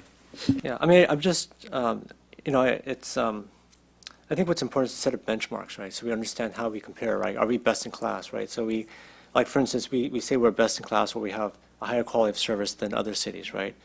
It'd be great to say where that is, right? If you have less calls, really? Like 30% less calls, or 10% less calls, or 1%, or like maybe the higher rates are okay because we do provide this higher quality of service, but what is it, right? Like quantifiably, how much higher is it? And does this higher quality of service, is it worth the extra, like, I look at some of these rates here, we are like, compared to other cities, we are,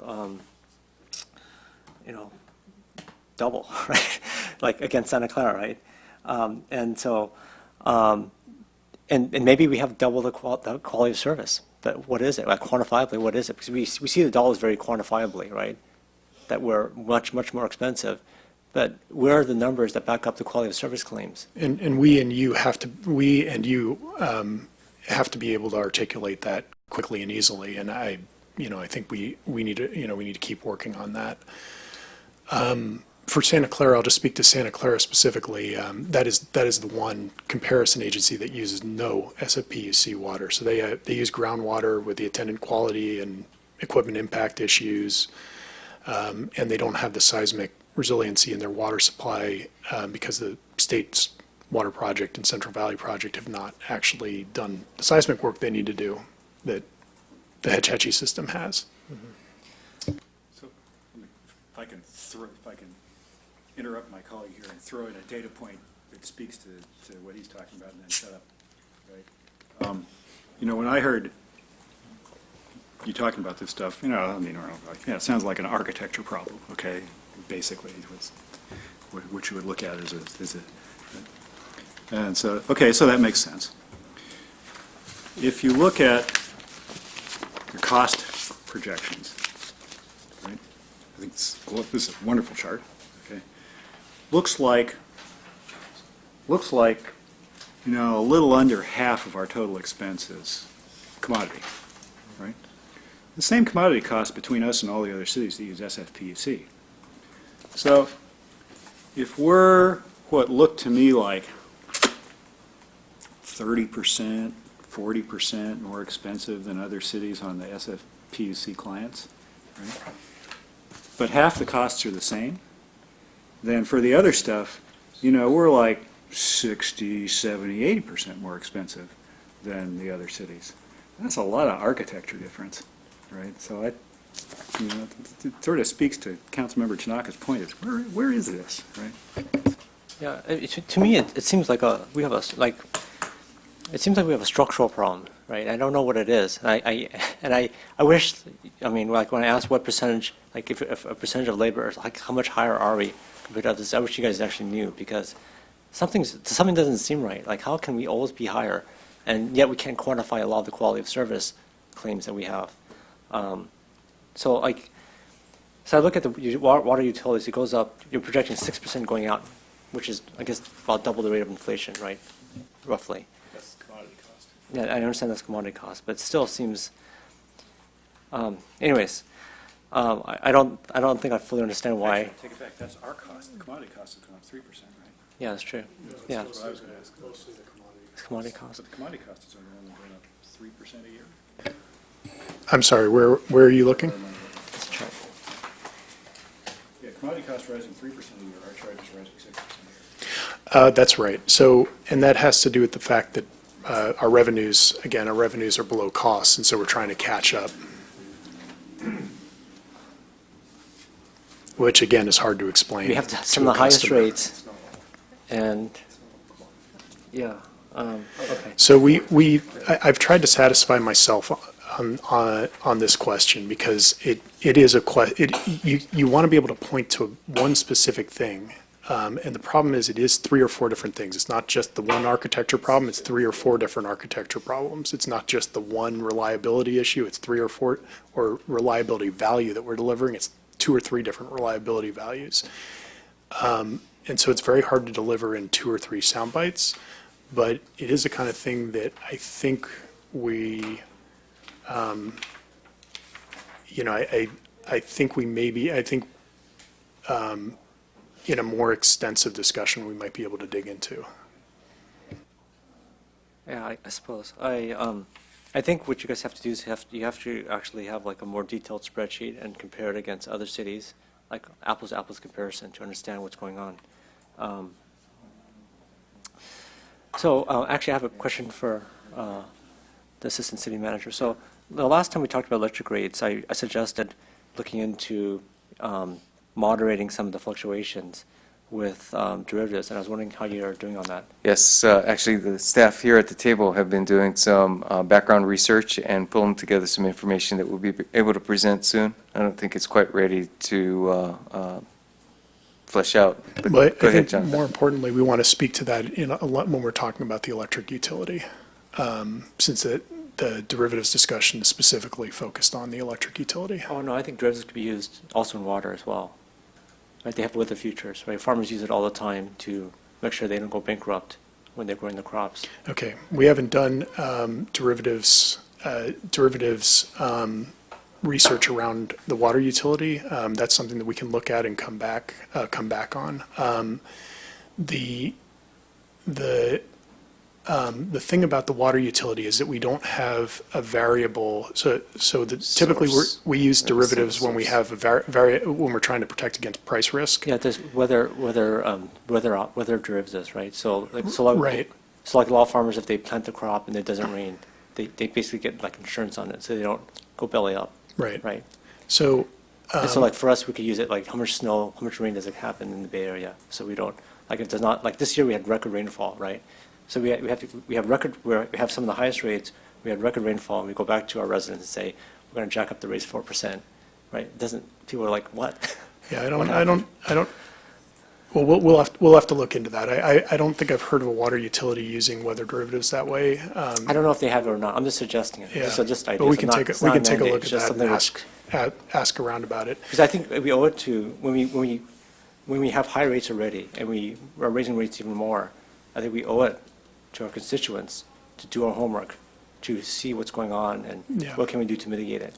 I think a really important thing to note, though, about derivatives is that they will not protect against long-term rate increases associated with long-term cost increases. And that's what our rate increases are about. We're not, what a derivative might protect against is something along the lines of the drought surcharge that we're dealing with. So for example, we have a decrease in consumption related to drought mandates, and if there were an insurance product against that, we might not have had to put a drought surcharge in place. Yeah, but why do we have this operation reserve right now? It's what, it's $10 million or so, $10, $15 million?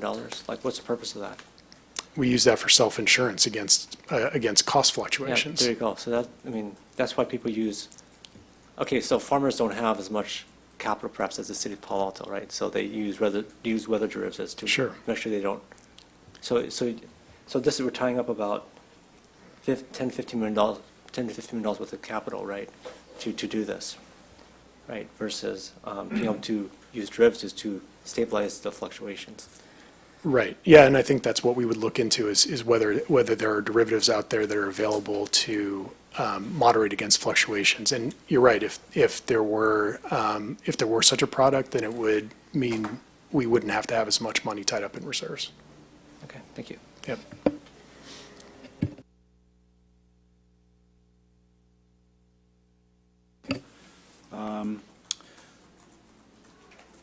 Well, actually, I had a couple, and we had the discussion, which is, it looks like our commodity costs are rising 3% a year, and our charges are rising 6% a year, right? And so, and I think we sort of talked about catching up with revenues catching up, or costs catching up with revenues, or vice versa. I mean, was that basically the answer? Yes, revenues need to catch up with costs. So, Another question I wanted to ask is, I think we'd all like to see the drought surcharge go away. So when does that go away? yeah, if approved, it would go away July 1st. July 1st, okay. And when do we tell everybody?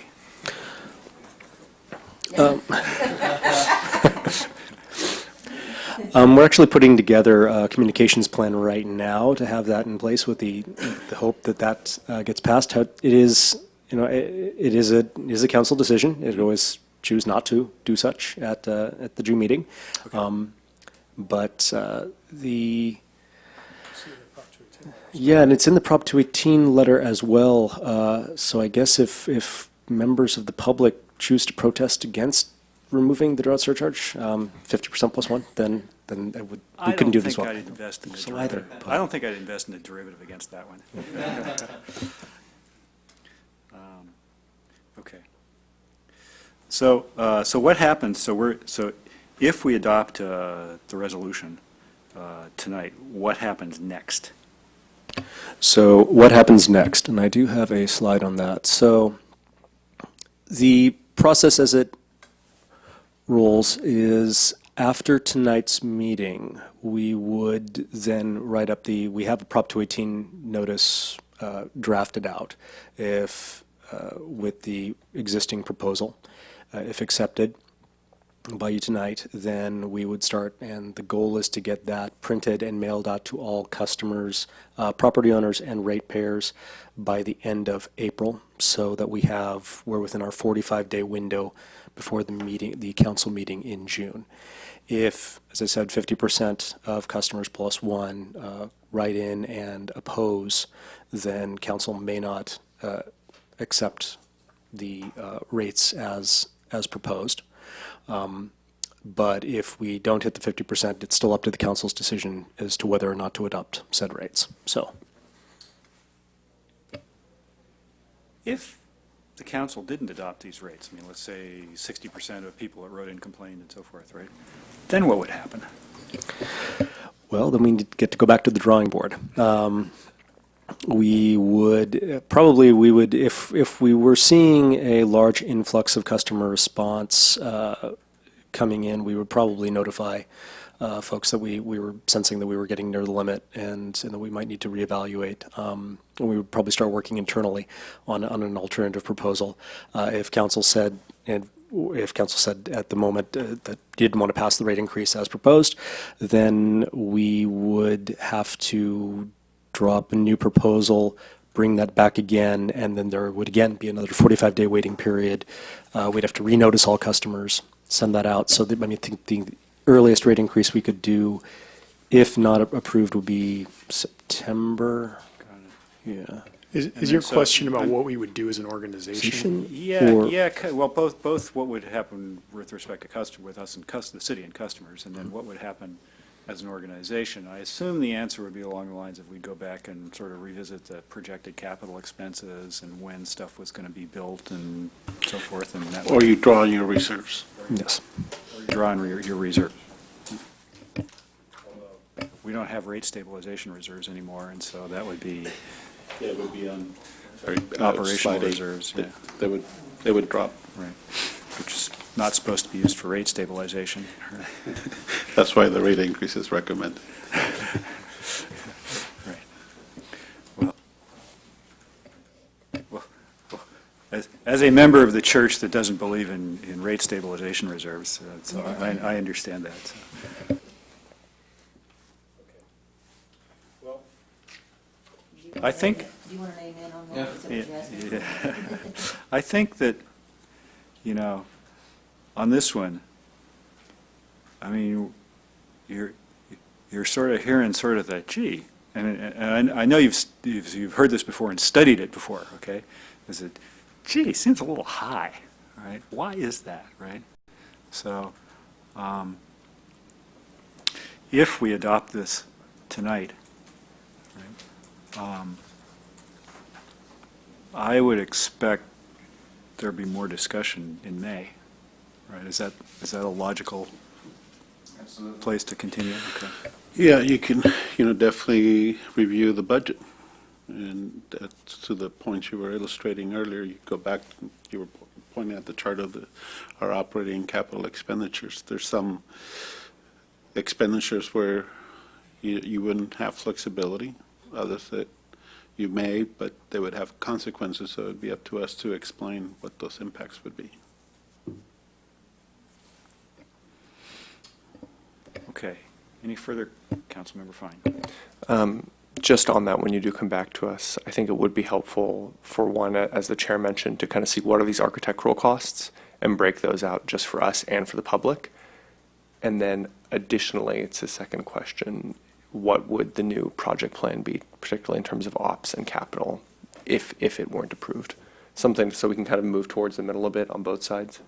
Well, I'm going to guess that one of the interesting financial ratios here is looking at capital expense per capita income, right, as a comparison. If in fact what we're doing is a lot of infrastructure work and so forth. I mean, some of it ends up in OpEx too, right? If you have to do more maintenance because people got to drive out in the hills and stuff like that. But I think the capital expense one, that might be kind of interesting one. Yeah, I mean, I'm looking at the adopted budget, your current budget. Yeah, I'm looking at the capital program. So, starting in 14, now this is budget, not actual expenditure. Actual expenditure, not budget. The first two, 7.3. No, I understand, but I mean, the interesting comparison is how does that stack up against some of the other cities on the same, also that are SFPUC clients, right? 'Cause I think that's probably where more of the apples to apples is. Yeah, okay. Well, perhaps just unpack that a little bit. Presuming we find that our capital expense per capita is high, I'm not sure what that would lead to in terms of our strategy. You know, again, our baseline, we'll say, conclusion at this point is that the infrastructure plan for replacement is in need of replacement. So unless we're going to change that conclusion, or perhaps, I suppose it could cause us to look at our method of replacement. One, you know, again, a major policy decision for the council to consider if it went there would be, we are undertaking an evaluation of our emergency supplies. So if, and again, this would be a significant undertaking, so I don't want to underestimate it. If the city were to decide that having the emergency supply is not as important as currently provided, then that would involve a lower investment, longer term. I understand. I was sort of, I was sort of looking at that a little more broadly, which is, you know, again, we just did a sort of thumb in the air hand wave that, you know, maybe these costs are 50% higher or something like that than sort of local averages, right? And we're speculating that a lot of that's in the capital area. Just like to know if that's true or not. We might find that, oh, you know, like it's 200% higher in the capital area and 50% lower in the operating. I mean, we should know that, right? I mean, that's good. So we can look at some metrics that would provide some detail on that. We'll do. Another thing that we can provide you, it's a couple of years old now, but we had a organizational study of the Utilities Department, and I forget if you were here. I know Councilmember Holman was here. I think it was before I was born, actually. It did a review in 2013. It did a review of all the utilities and compared it to other like agencies and reviewed operations, capital performance, and all sorts of metrics. We'd be glad to send you that report if you feel it's of interest or possible use. The other thing we can provide is the 2010 HF&H Consulting deep benchmarking study that they did against all of our comparison agencies. They looked at the capital and, I mean, they dug into the questions that you're asking.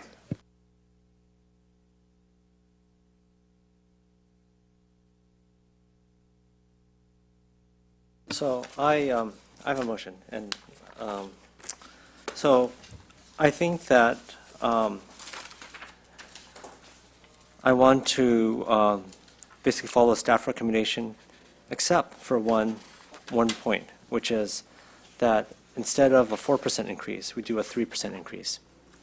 And let me explain why. The reason is commodity costs are increasing by 3%, so we should do that, right? I think just to keep up, I think we do need to do that. But I think if we just approve staff's recommendation for the 4% increase, I think that it doesn't. I think need is the mother of invention. I think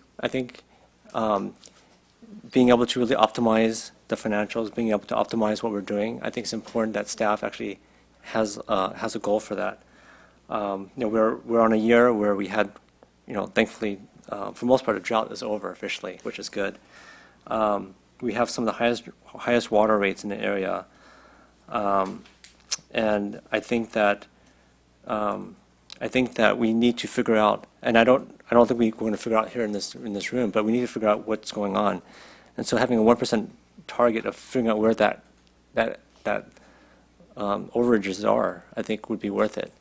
And so I think that rather than just going with the automatic staff recommendation, I think we should ask them to sharpen the pencil and figure out where to get that extra 1%. And so that's my motion. Are you leaving intact the 6% raises in 19 through 23? I think for now, I think I would. I think if we can, because that 1% now doesn't mean that 6% doesn't go on top of that 1%. I would hope that the work that staff does on figuring out where to get the extra 1% would maybe mean that we don't have to do this additional 6% later on. I don't know, but we will look at this next year, I guess, right? So we could look at that next year to see if it has to be 6%. But I think it's important for us. I think that we're raising rates almost across the board. Well, not all the rates, but raising a lot of the rates. And I think we have to be conscientious that not everyone in here in Palo Alto can just absorb the cost without a problem. And so I think we need to be conscientious about, being mindful of our own budget before just automatically passing the cost on to the residents. Before you talk to your motion, I guess, right, is there a second?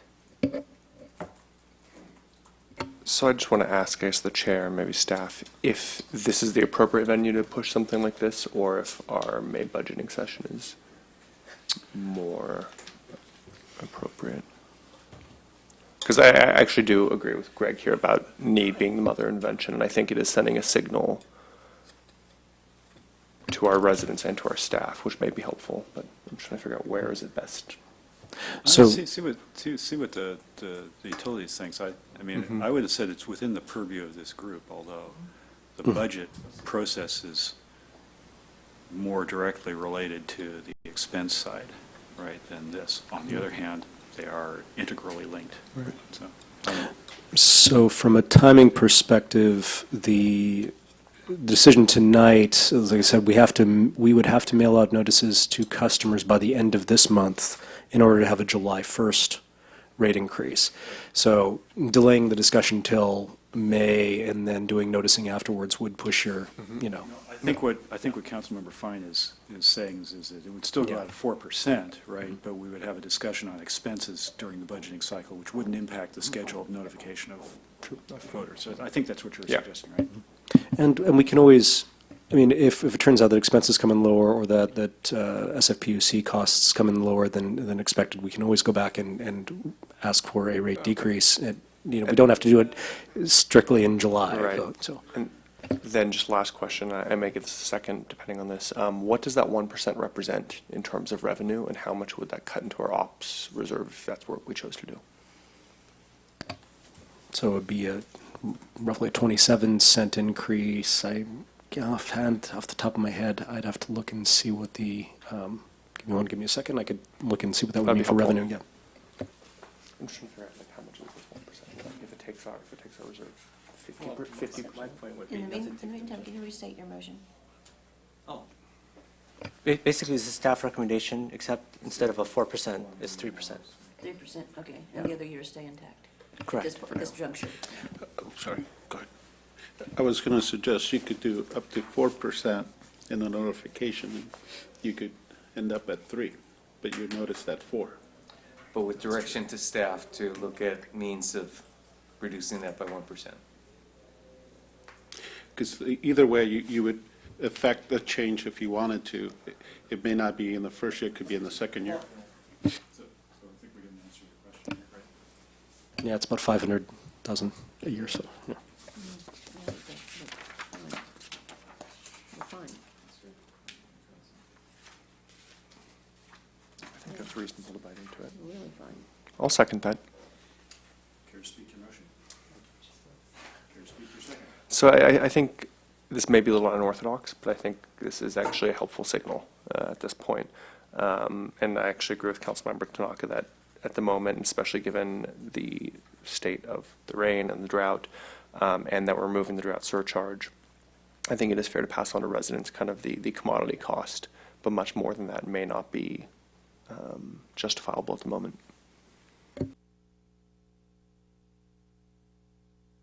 Just one quick follow-up to what Lala was saying, or what Ed was saying. So we can go ahead and send the notification cards out for 4%. It's up to 4%. Okay, so that way we have the latitude, and we wouldn't need to renotice and all that sort of stuff. So if we end up charging less. Okay, good. That's the only clarification. Just in terms of timing, and I'll look to Lalo to see if this works, that as a part of the budget discussion that we bring back to the Finance Committee, that staff would be directed by the committee to look to the additional 1% savings. Right, we would have to, we're probably. 'cause It's a we're- little late It's to- a little late to in the try and find- production, but that doesn't mean you can't make changes to what we bring to you as a proposed Mhm. budget. That's the point. Right. I think it's interesting about this, too, is it doesn't, because it's an enterprise area, that doesn't spill over into affecting any other departments, so. It's a.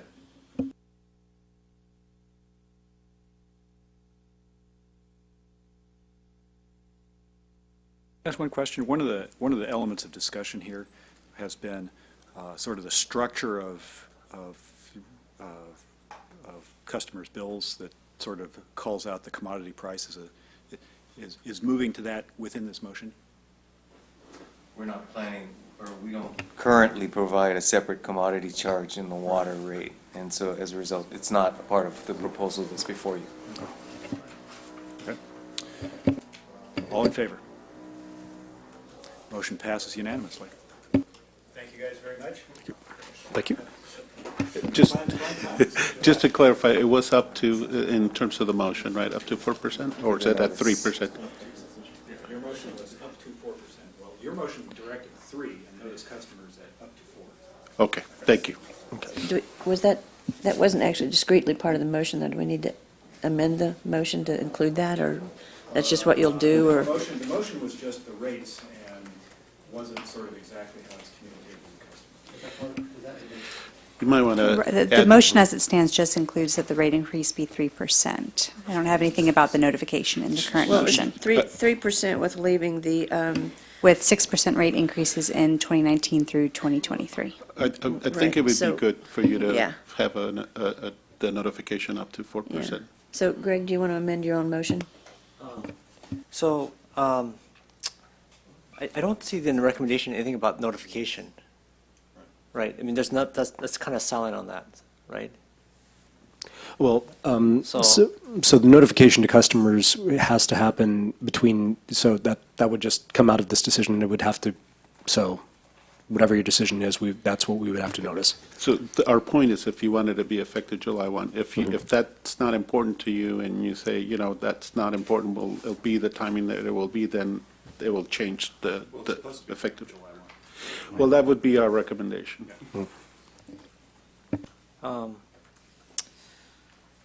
Let me think. Go add another tricky thing in here. I mean, if we have a unanimous Finance Committee recommendation at 3%, then we would take that on the council consent. Am I right about that?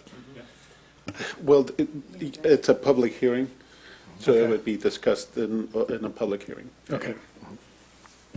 No, that's right. Thank you. Yeah. But the language of the notice to customers isn't specifically part of this, the It's not even in here. staff recommendation here, is it? Well, I think you want to have the leeway. It would be our recommendation. Because that way you can, keep it at 3. And if for some reason the council as a whole Right. made a change of I heart see. in June and you wanted to go to 4, then you're not limited. I see. That's the insurance you get from that. So I think if I can think what I heard Councilmember Tanaka say, and correct me if I'm wrong on this, is his intent was to leave that to the discretion of staff, right, as opposed to dictating exactly what the language would be here. And we heard a reasonable proposal there. But if you want us to dictate the language, we can. Our risk as staff is if you're proposing a 3% and then we send out a notice saying we're going to raise rates 4%, Right. there's a perception problem. Okay. I think it's probably safe to put in here that staff can notice up to 4%. We've recommended 3%, which goes in the consent calendar. And if our other 5 colleagues disagree with that, then they're covered by that 4% notice. So acceptable, make the motion. Actually, except as, What do you think?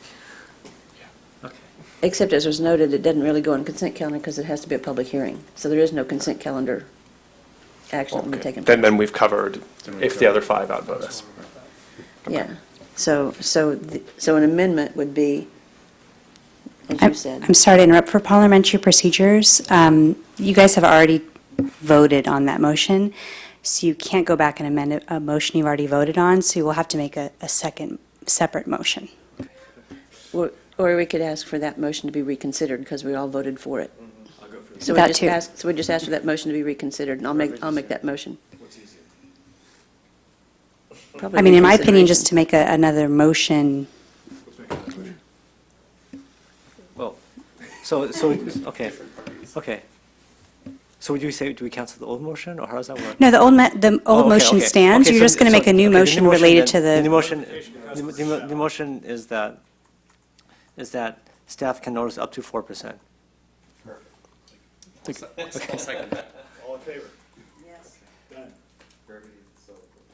Can I ask one clarification on the previous motion? You had mentioned that there was something about the later year rate increases being at 6%. Can I clarify whether that was part of the motion? Because we generally don't ask for actual action on future year rate increases because they're very uncertain. You can ignore that if you like. I just, It was to not change, it was the only change you wanted to make. Right, it was the staff recommendation, except it was at Change to the others. 3%. So, okay. Okay. Now we're down to the potable side. All right. On to the wastewater collection financial plan and proposed rates. And proposed rates changes of 0 on the wastewater side, as mentioned earlier. Here again, same graph. With the FY17 and 18, our revenues are projected to be higher than our expenses, and so we're quite a bit more confident in saying that no rate increase this year is at all necessary. So, again, similar state of affairs where the collection capital expense has been delayed for 2 years for new replacement projects out to 2019. One of the other always increasing and growing side is the treatment operations, and there the capital expense related to capital at the plant itself. And that we know is going to be increasing in out years. The plant is aging out and definitely requires a lot of work. So that has been factored into their increase, the increased projections from on that side. As for projected changes from FY17 to 18, much smaller dollar amounts in the grand scheme of things. But the vast majority of it is in collection capital expense, about 57% of it. Collection operations increasing by about 31, but the overall differential is a bit under 650,000. Reserves are relatively healthy in this fund, so again, the outlook for needing an immediate rate increase is just not there.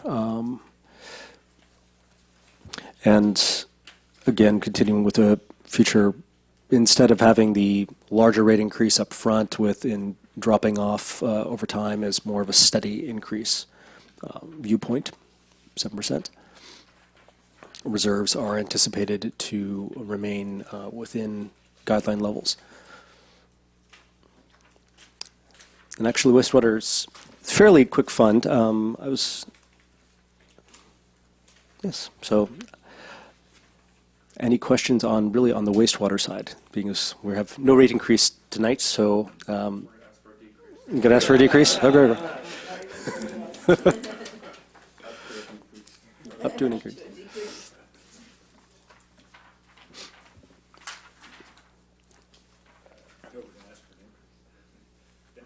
Very good, thank you very much. Question, comments, Councilor Fine. Thank you so much. This is a more palatable one. Just a question, I think it was last week when we were talking about electric and kind of front-loading some of the fees here. I was interested, it looks like we're having a lot of debt expenses and capital expenses coming up. Is there any advantage to kind of smoothing that increase to today's money? It just seems like some of the other ones you brought to us were a little more smooth, and this is like, we're taking a zero right now, but we're going to pay for it down the road. Yes, and we thought about that, but if you take a look at where the, do I not have the reserve graph at all? Did it, the projections on reserves, we would be hitting right up near maximum if we, I mean, we're already, by FY18, we're hitting the maximum level. If we were to do a rate increase now with maximum reserves, it would throw it into unassigned, and yes, we could use that going forward, but if you take a look where it's potential that we could do a small increase now and then bring things down to like futures and sixes, but you know, the variation would be small. No, that's a helpful answer. I guess it would be nice across the board to kind of know why we hit the top of our reserve in some of these funds, just historically. But So, yeah, well, we hit the top of the reserve in this fund mainly because of the capital improvement, the budgeting, where our revenues are going to be above expenses here, so. Here, could I point out one thing? Just definitely. In the spirit of full disclosure, as Mr. Shikata pointed out when we went over this, 3 weeks ago or so, went over it in less detail.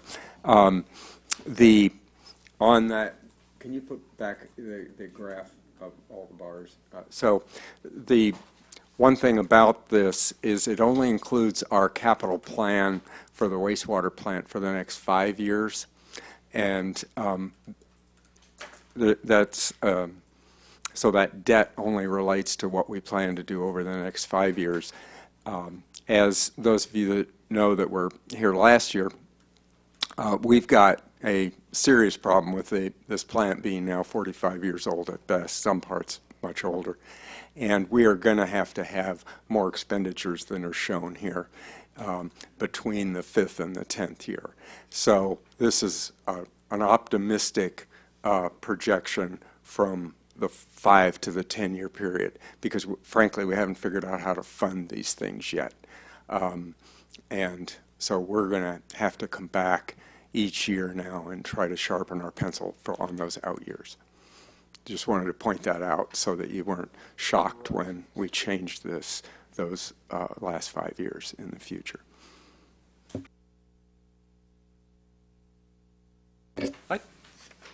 Yeah, I've heard you say that before, and so we're prepped for it, right? Or those of us who were here last year, yeah, no, I understand, are prepped for it, and thank you for, one of my questions is going to be, when do we have some more visibility on that? It sounds like, not this year, right? But I wonder if there shouldn't be sort of a standard note on charts like this to say something to that effect, right? Or, the red line is a dashed line or something like that, just, an asterisk somewhere. That's in general. idea. I'm sure Yes. you can do that, Eric.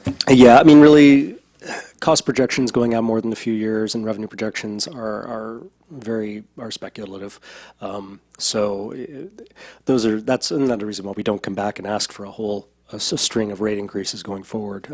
We could look at doing those in more of a dash format or Of lighter course, color shades for they're those. speculative, but they're not without value. No. A certain yes. Choose my language more carefully. Thank you. Yeah, going back to the staff, I don't remember where I read this, going back to the staff report for item 2, and I presume that would apply to this item as well. On the top of packet page 13, it says, no, I'm sorry, under background, it's in the bottom part of the first paragraph, under background, it says, each financial plan also contains a set of reserves management practices describing the reserves for each utility and the managerial management practices for these reserves. I'm tired tonight. So where would we find those, or have I overlooked them, or because there are a lot of questions that have come up tonight about the reserves and what the practices are, the best practices are for those, and we're deviating where we are, and whether it's capital or operations and what the reserve level should be. And, I mean, we have targets, but how does that relate to, I'm sure you're consistent with, but how does it relate to the financial plans that are? It's on packet page 103. It's usually Appendix B or Appendix C to the financial plans themselves. So that's where we go into the details of what each of the reserves, what it's there for, as well as what the min, max, and target guideline levels are set up to be. So that's for wastewater collection. Each fund has its own set of practices. Right. They're all very similar, but electric is by far a little bit more complex because it has more reserves to play with. But each. So I guess I didn't get to that one. And is it also in Yes. the other two items too? Okay, I'll go back and look at those. Well, we have it on the water and wastewater collection. I'm not sure if there's the reserve practice for. For refuse. Refuse, is that your question? So that we didn't show you that chart, but we have it. And we're within that, we're about to move to the upper level of our reserve guidelines on refuse.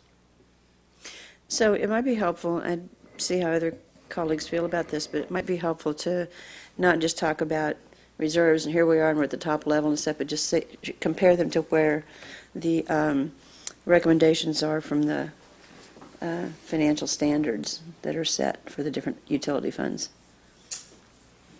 You know, the best practices. Since we've got the maximums and minimums, that's what those reflect in the graphs, right? So Correct. the solid lines at the top and the bottom reflect the maximum for the plans, with the dotted line for the double dotted line that do not cross line on the bottom. Yes. Yeah, the do not cross line is the risk assessment value. That's that's sort of, it's the sum of all fears. If we had a one-time 10% hit on a capital improvement cost, as well as a drop in revenues. Now, for the wastewater collection utility, it's 90% flat rate residential, so you don't get a lot of revenue variability at all here, so which is why we're only talking about reserves.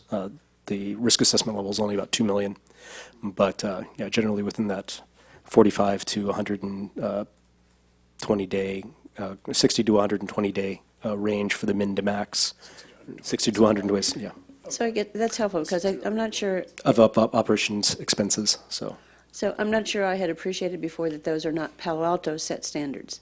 No, those So are internal. I'm not sure I had fully appreciated that before. Okay. Yes, those are standards that we came up with after 2009, was it, when we redid the reserve guidelines? Going back into what we had before was just a general rate stabilization reserve. And we had minimum and maximum guidelines, but they were very loose.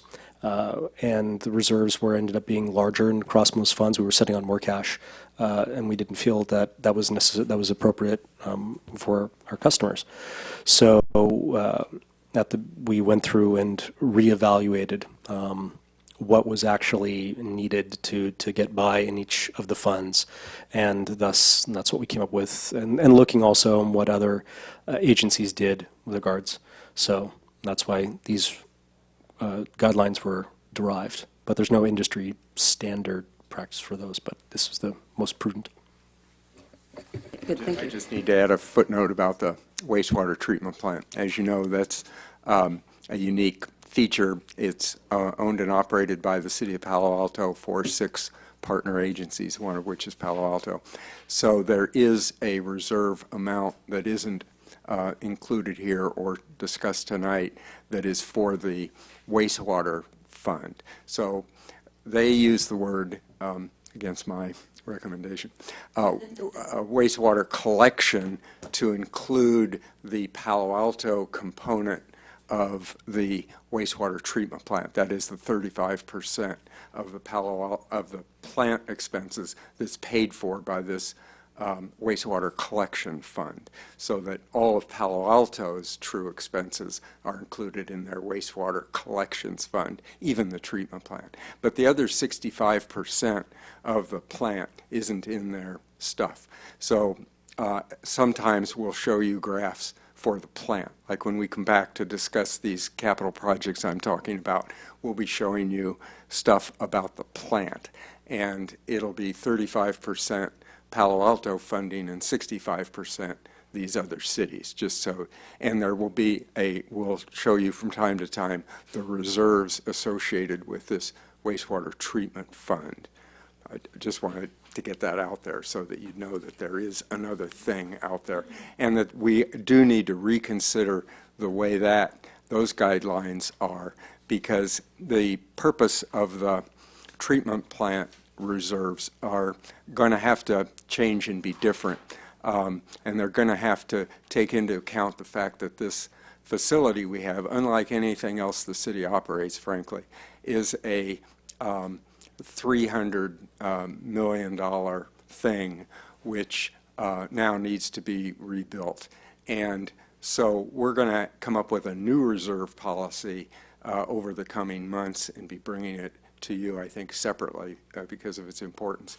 And it's going to have to take into account the funding for this major rebuild in the reserves. We're going to have money that we don't now have because the variability in costs associated with these huge ticket items, it's already caught up with us just on this first one, where the I won't get into the details, but we'll be bringing that back to you. So the wastewater treatment plant reserves are a different matter, and we need to bring that back to you.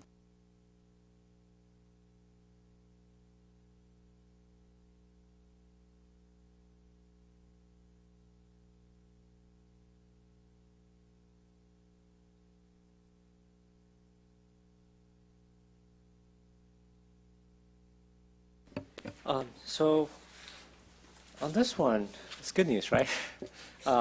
So on this one, it's interesting because we look at our surrounding cities and we're actually doing really, really well. And the thing that I wonder is like, why is this the anomaly? Like, why are we at the upper end of everything else, and on this one we're at the, the more reasonable end? What's different? That was my question. Oh. Yeah, yes. What are we doing right here? Sort of thing. They're doing or can some of the best practices, whatever's happening here, be transferred to other departments? I guess maybe the staff have any insights to what's going on here?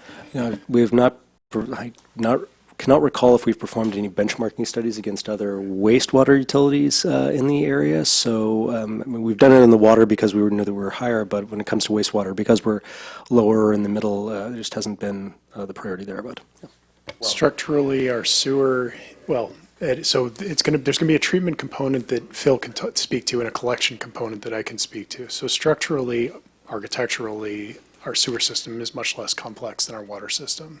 So that's one of the features. It's tough to separate out this operation from the two other operations. General Manager Shikata was saying, we use the same staff to manage our gas, water, and sewer utilities. So somebody who's trained in water, in sewer is also trained in water and gas. So we actually see some of the same efficiencies across those utilities, but there are some of the structural issues for water aren't really present for sewer. Yeah, look, can I just add to that on the collection side? Right. Having a lot of gray hair and been seeing what other people are doing, a lot of these cities have a lot of infrastructure that we don't need related to pump stations. We do almost no pumping to get our sewage to the sewage treatment plant. And when you go north, there's one treatment plant, Redwood City, in Redwood City, which serves from Menlo Park to somewhere up there. And almost all those cities have to pump their sewage. And that's a huge difference than just letting it roll downhill in a pipe. So that's one thing I'd point out. The other thing, yeah, Yes, I they would are. also- And we keep pointing out to East Palo Alto, the city folks, that their rates are much better because they're go to our treatment plant where the costs are less, and because they don't have to do any pumping. So if you look at San Mateo County, East Palo Alto has actually got the cheapest rates in the county. And so when they bring up, when they're concerned about things, I keep pointing to their own chart about how cheap their rates are. But anyway, the other thing I wanted to point out was about the plant. So the plant, it's a two-edged sword. Our expenses are less than many of the other plants in the Bay Area, but frankly, we've not kept pace as we should have with these replacement things that are now catching up with us.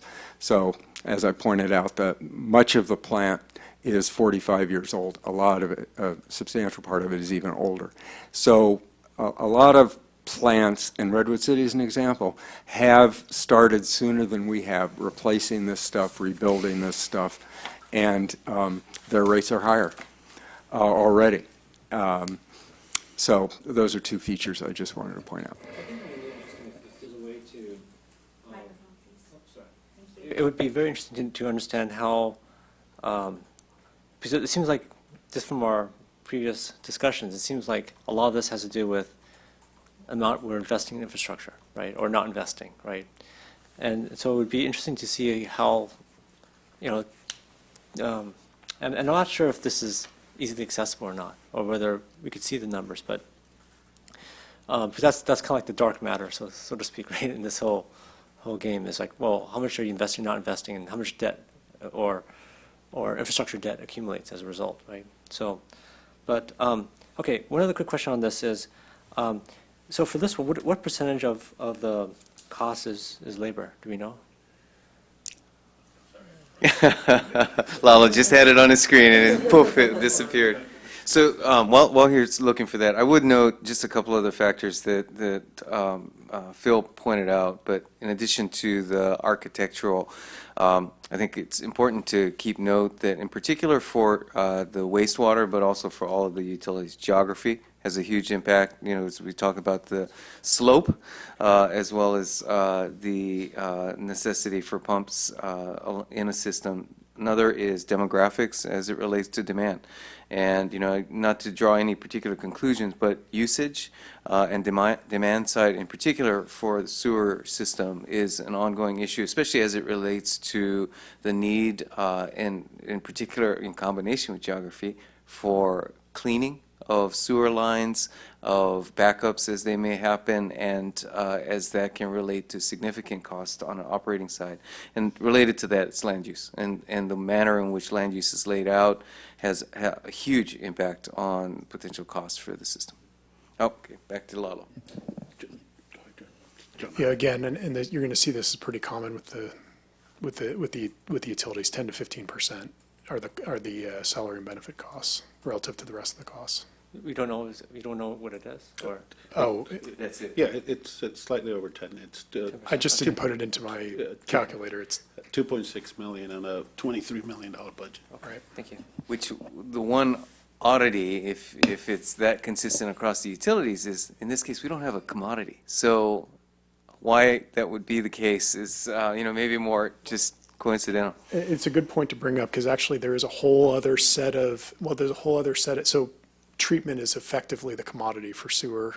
And there's a whole other set of city-related salary and benefit costs that are embodied in the treatment plant.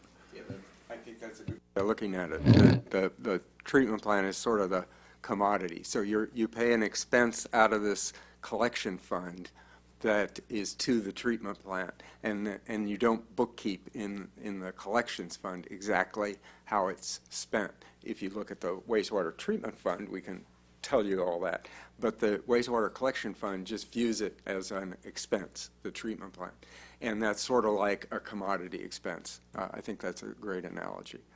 And if you want to keep going with the analogy, if you look at the commodity costs for water or gas or electric, if you were to go upstream to the generators or the gas, the wells, or to the SFPUC, you'd probably find similar ratios there too.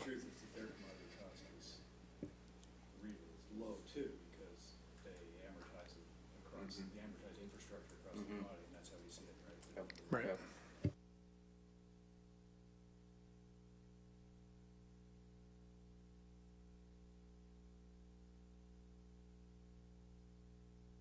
Why is Menlo Park and Redwood City so much higher than we are, right? So, thanks very much. Actually, let me ask one thing, which is,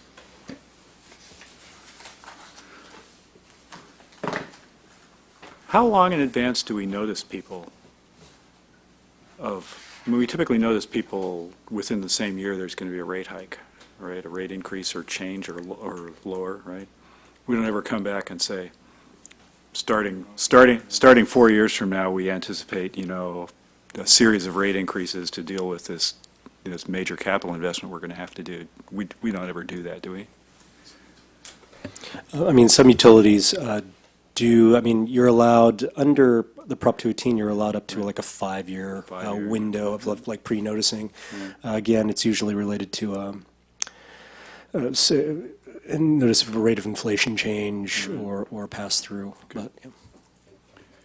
It's not a formal notice, but when we have a multi-year plan that we can see, Right. like that refuse thing we talked about, the 998 for the residential Right. sector, it wasn't a true notice, but we, in all these documents were public, we tried to make it real clear what we were up to. Right. The papers Okay. reported on it, Okay. It probably more effective than a technical notice. Any further questions, comments, motions? Let's see, what are we going to do here?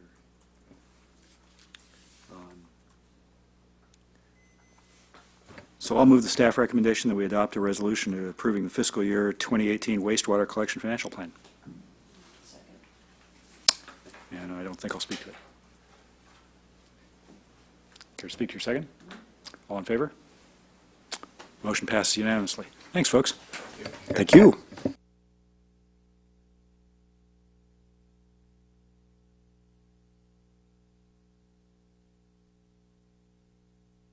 Future meetings and agendas. And, thank you very much.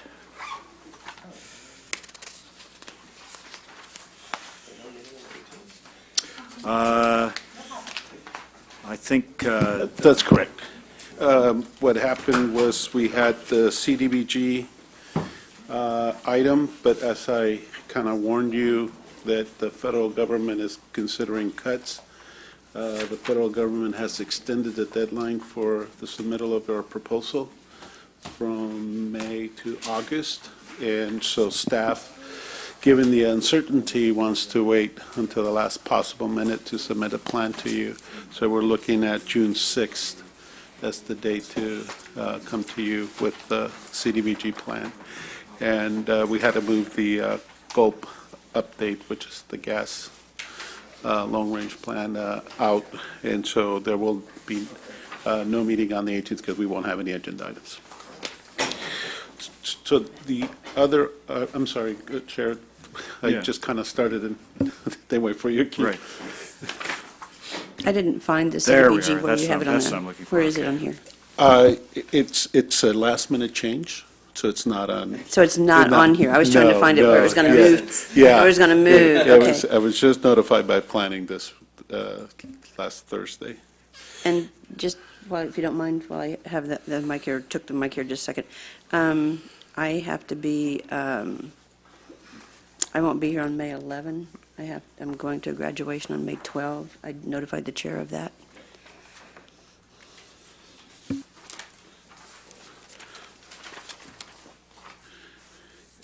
If you're okay, we can go through the budget hearing schedule, and here's what we thought we heard, and you let us know what you want to do. So I first have to say, and please don't take it the wrong way, but it is perfectly normal that when you have a finance committee that has new members, that there's a lot of questions. Tonight is a perfect example, 2.5 hours for 3 rate discussions, not budgets, rate discussions. So please keep that in mind when I tell you that you just have to trust us, having done this for a long, long time, that you're going to need the time to discuss it. The later you go, the less accurate we'll be and tired, all of us, as well, you as well as us. So right now we have the kickoff meeting, which, usually we have a lot of discussion about the format, the process, how we're going to deal with differences, all of that structure. So we were recommending to start at 6 o'clock so we can get all that set in order for that evening. We have estimates of what we think it is, but they're very general estimates, obviously, because you may decide to go in a lot of detail or not, depending on the departments and the budget requests and changes. So this is a very full night because we're going to give you an update of everything and what the city manager's plan is. And then we're going to get into the CAO offices. We're going to talk about HR. The item that you probably want to discuss, and you're going to spend a lot of time, is the general employee benefit funds. That's where we're going to talk about pension. And we plan to give you some ideas and proposals of what we're thinking. Obviously, this has been a big discussion with the prior finance committee. A couple of you are carried over. So we anticipate, the need to discuss that. The retiree benefit fund is probably another significant discussion because of the magnitude of our unfunded liabilities for both pension and retiree medical. Then we get into my department and non-departmental. It has been very often where we don't get to my department, and we just punt and move it to another night because usually we have a lot of questions. Then we go to Thursday, the 4th. Here, I think the chair was trying to find a balance of the time, so here we are starting at 7. We would have IT, both the operating and the capital, the library. I think one that had a lot of discussion last year and may again is the Development Service Center budget. And then we get into the Public Works budget, and the Public Works budget is significant because now you're going to hear the details of the refuse fund. Of what we've talked today, you're going to get a chance to talk about the details of the operating and in capital, the storm drain, the wastewater treatment, and the airport. The airport has significant implications to the general fund in the magnitude of millions of dollars.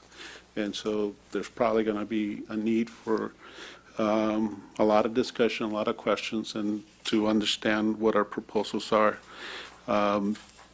Keep in mind there was a plan to have a payback to the general fund of the loans. Well, that's not going to happen anytime soon. And so we want to talk about all those things. So again, warning you that. So we got an hour? Well, Public Works, we have an hour, 9 to 10, but, chances are we're going to blow through that because of the items that we have. And then we have vehicle, and there's been a lot of interest as to understanding where we're at. The size of the fleet, the alternative fuel vehicles, EV vehicles, and all of that. So that's part of the discussions as well with you on the 4th. Then we go to Tuesday the 9th.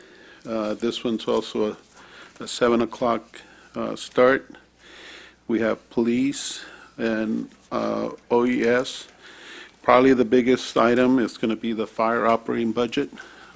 We've had a lot of discussions with the department in terms of how we can offset some of the costs for the revenue losses that we're anticipating with the upcoming contracts with Stanford for the fire services. So, that's probably a significant discussion there. That's why we have allocated about an hour.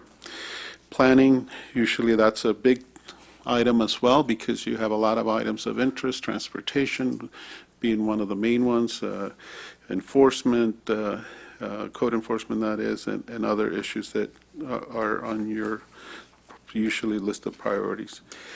Then we get into more transportation items through the special revenue funds, which is the parking district. That tends to be somewhat of a challenge to understand.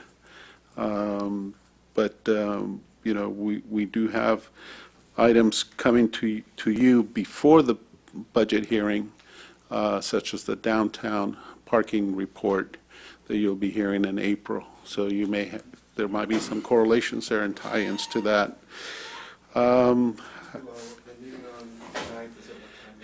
So right now, we have it at 7 o'clock.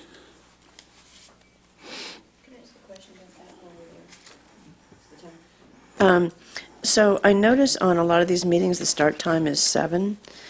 The one meeting that starts at 6 o'clock, the 5:16 one, is the night that I have the conflict.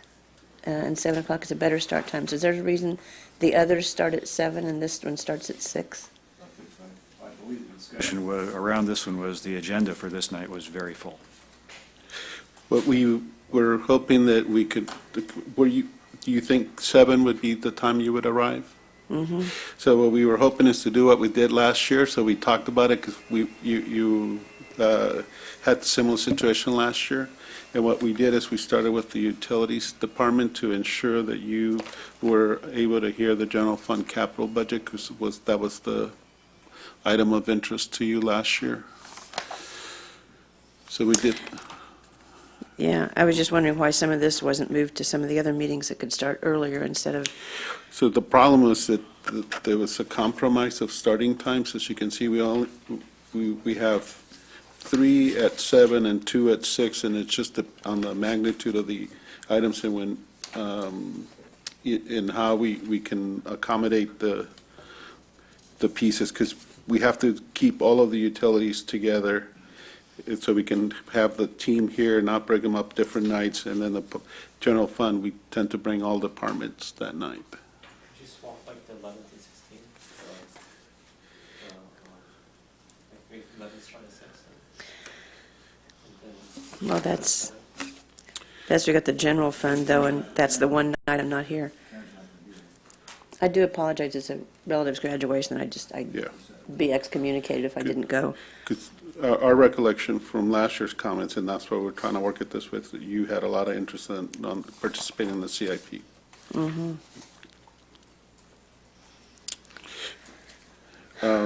So maybe I'll finish and then we can revisit. And then, so I think we got into the 11th, and you mentioned your conflict, the muni fee schedule. Also traveling that day, so that's why I don't want it's at 6 o'clock. So I'm on an airplane at that time, so. Oh, so, okay, then we don't have a So quorum. do we have a so are you are gone that whole night? Yeah, I'm on an airplane at that time. So Thursday, the 11th, we don't have a quorum. Yes, so we need to find a different night. You fly out the 10th, you said? Yes. Okay. Also, I fly out on the 9th. So my flight's at 11 o'clock p.m. Wednesday, On the 9th. On the 9th. I understand. Karen, are you here on the 10th, or? I need to get out of here to get there. Okay, so you're not I here. haven't made my reservations yet. So may I suggest that as long as you have a quorum and that we have a wrap-up where all of you are present, that way you can discuss anything that you missed on a particular night, that we go forward with meetings as long as you have a quorum. Sounds like the 11th, we don't. So we don't have a quorum on the 11th. Right, so I was specifically speaking to the 9th right now, because it sounds like Councilmember Tanaka is not available. Well, I'm flying out at 11, so that means I could probably leave here at 9. Yeah. Okay, so you'll leave at some point during the meeting, okay. But as long as we have the other 3 of you, On the 9th. 11th I don't fly back. okay. So we're okay on the 9th, it sounds like, and we just need to make sure that we keep the quorum. And then we need to find a replacement for the 11th. So I'll probably leave here at 9. Let me see the first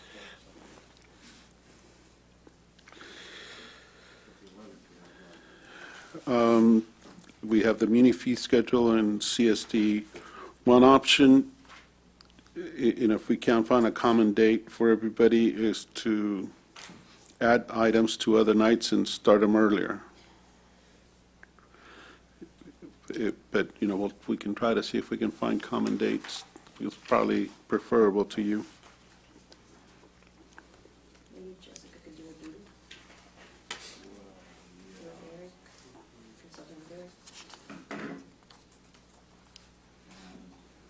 I'm sorry, I'm spaced on this. What did you say about your availability on Wednesday the 10th, Karen? Like I said, I haven't made my reservations yet, but I may be, I may be here. I haven't made my reservations yet. You are not available on Wednesday the 10th. Are you here on Wednesday the 10th?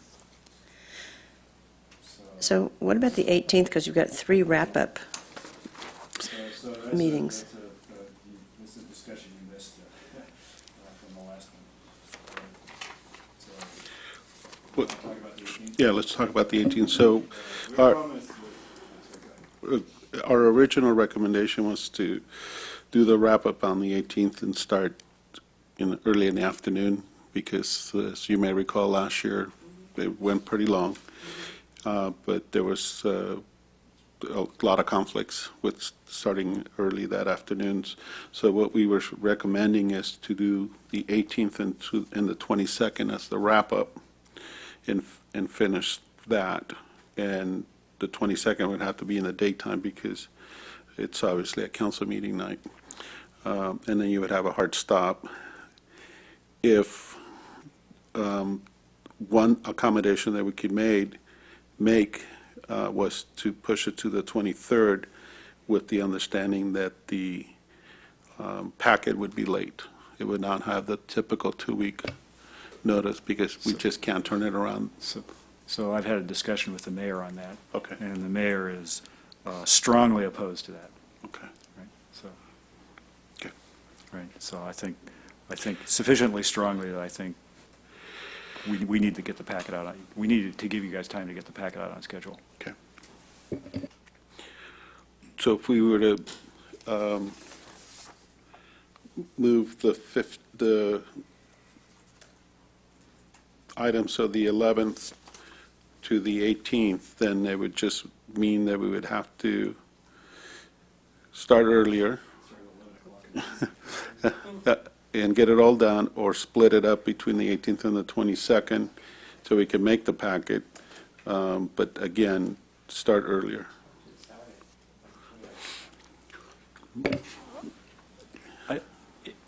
I don't think we should do that. I actually did discuss with the mayor, and he agrees with me that I don't think it, because, and particularly this meeting, right? I mean, we're going to have a large number of staff, and I think we can't call staff in for that. I think we can't call dozens of people in for on a Saturday.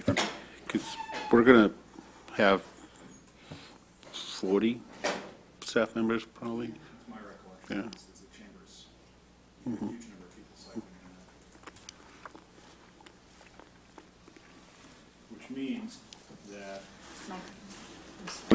Which means that we are stuck with daytime on the 18th and possibly the 22nd, is what you're saying, if I heard that right. Correct.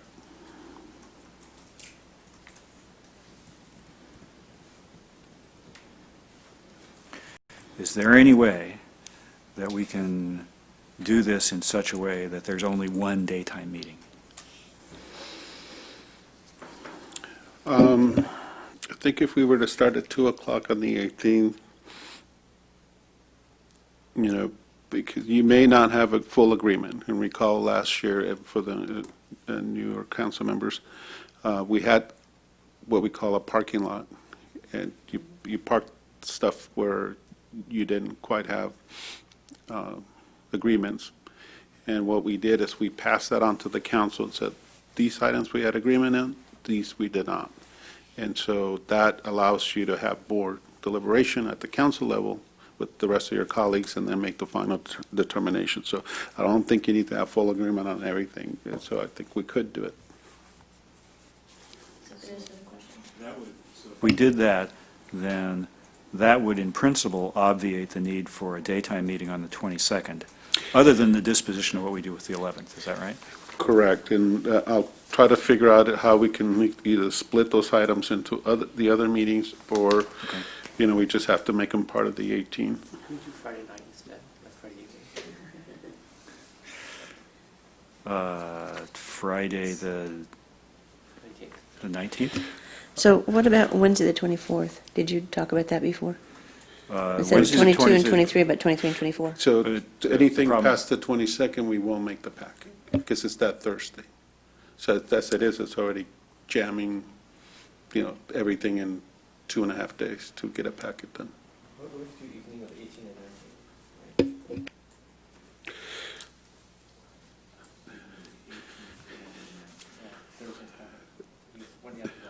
So I would venture to say that it's going to be hard to get everybody in here, because that's a 980, so people probably have plans. I'm in St. Louis myself, with the Giants. Sorry.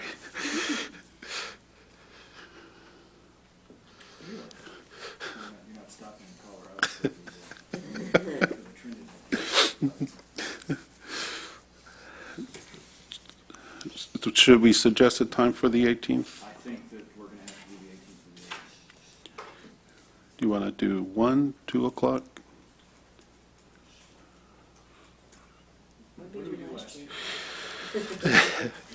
We started, you had a harder stop, so I want to say we started about 11, because you had to stop at 4 and try to eat your dinner, because your council meeting was starting at 5, and you ended up going all the way to like 4:45 or something, and rushing your dinner.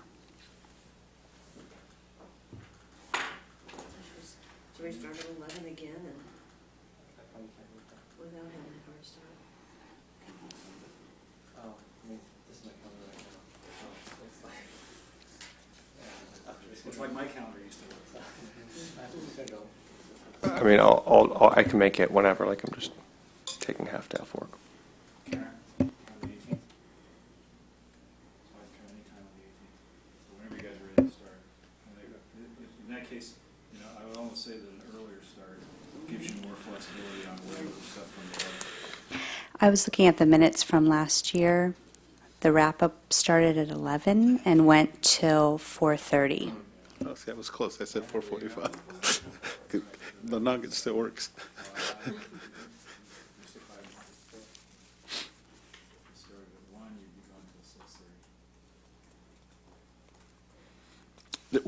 What we might have to do is move the 11 items, the May 11th items to the 18th. I mean, the other alternative, if you start later, I can allow half. Melissa's going to do that too. You look at your calendar, you might be able to come to So I have time maybe, like up to about 9:30. I don't have an issue with the evening. The only question is staff going to be staying away? If we start, It's going to be less than that. if we start early, what we can do is we can triage, so we can minimize the number of people that stay late. We've done that before, where we ask you, where do you think you have your potential budget changes, and let's keep those staff and let the rest go. Because, I mean, I have to be here, so it doesn't matter to me. So why don't we start at, what if we started at 1 and went to whatever? Okay. So let me recap to make sure we're on the same page, if you don't mind. Sounds like May 2nd, 6 o'clock. Yep. May 4th, 7. Yep. May 9th, 7, and Councilmember Tanaka is out. No, I'll be there. Oh, you'll be here. Okay, sorry. So actually, yeah, okay. So 9th is okay. 7. We'll get 6 on that one. What if we started at 6 on that one and that gave us some time? I'm actually there for me, because I'll catch up with me. Yeah. What if we started at 6 on that? Okay, Oh, good. 6 o'clock. So if we have anything carryover, it also helps from the other nights. The 11th and so forth, too. Okay, so the 11th is out, but the items, we'll move them to the 18th.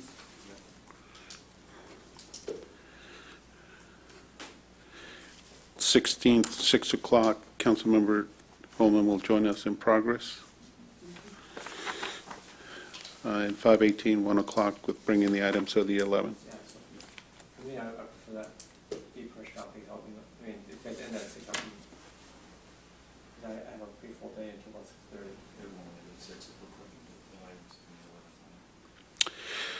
Probably not. So, Start at 2. instead of 1. I think it would, we got, if we put the stuff on the 11th line, we think it's going to go well. 8 or 9,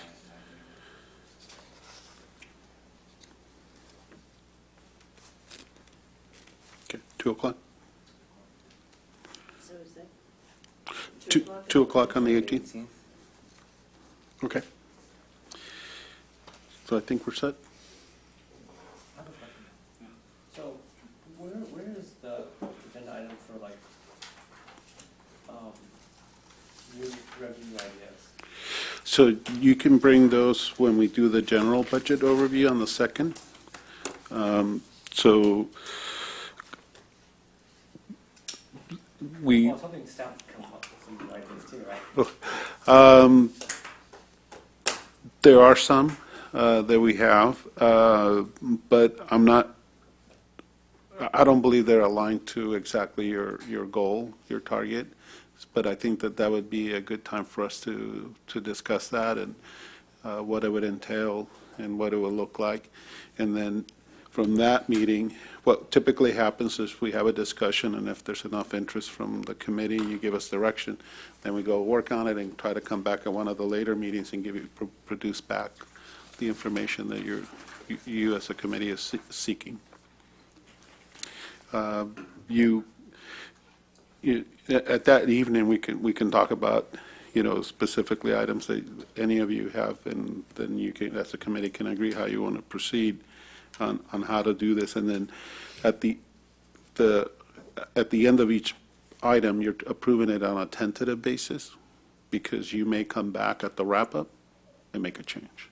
So you still have a chance. That's why, I think from our perspective, it's best to have, exactly, that's what one of the reasons it's long, and it's best to have you all there, because then you're doing all these decisions as a committee. I will not be there.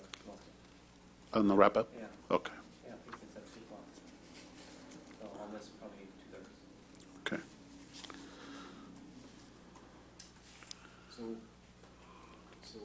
I'm trying to understand sort of exactly what you're suggesting. Is there's an agenda item that's, an hour long or something like that, where staff brings their 4 best ideas and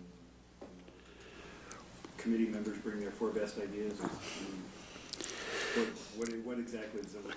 Yeah, it may be something that needs to be discussed with the council, and then the council give direction if it's a significant change, for example. In other words, it goes as a recommendation from you as a committee to the council for staff to pursue this new generation of revenue, and there might be some specific to that.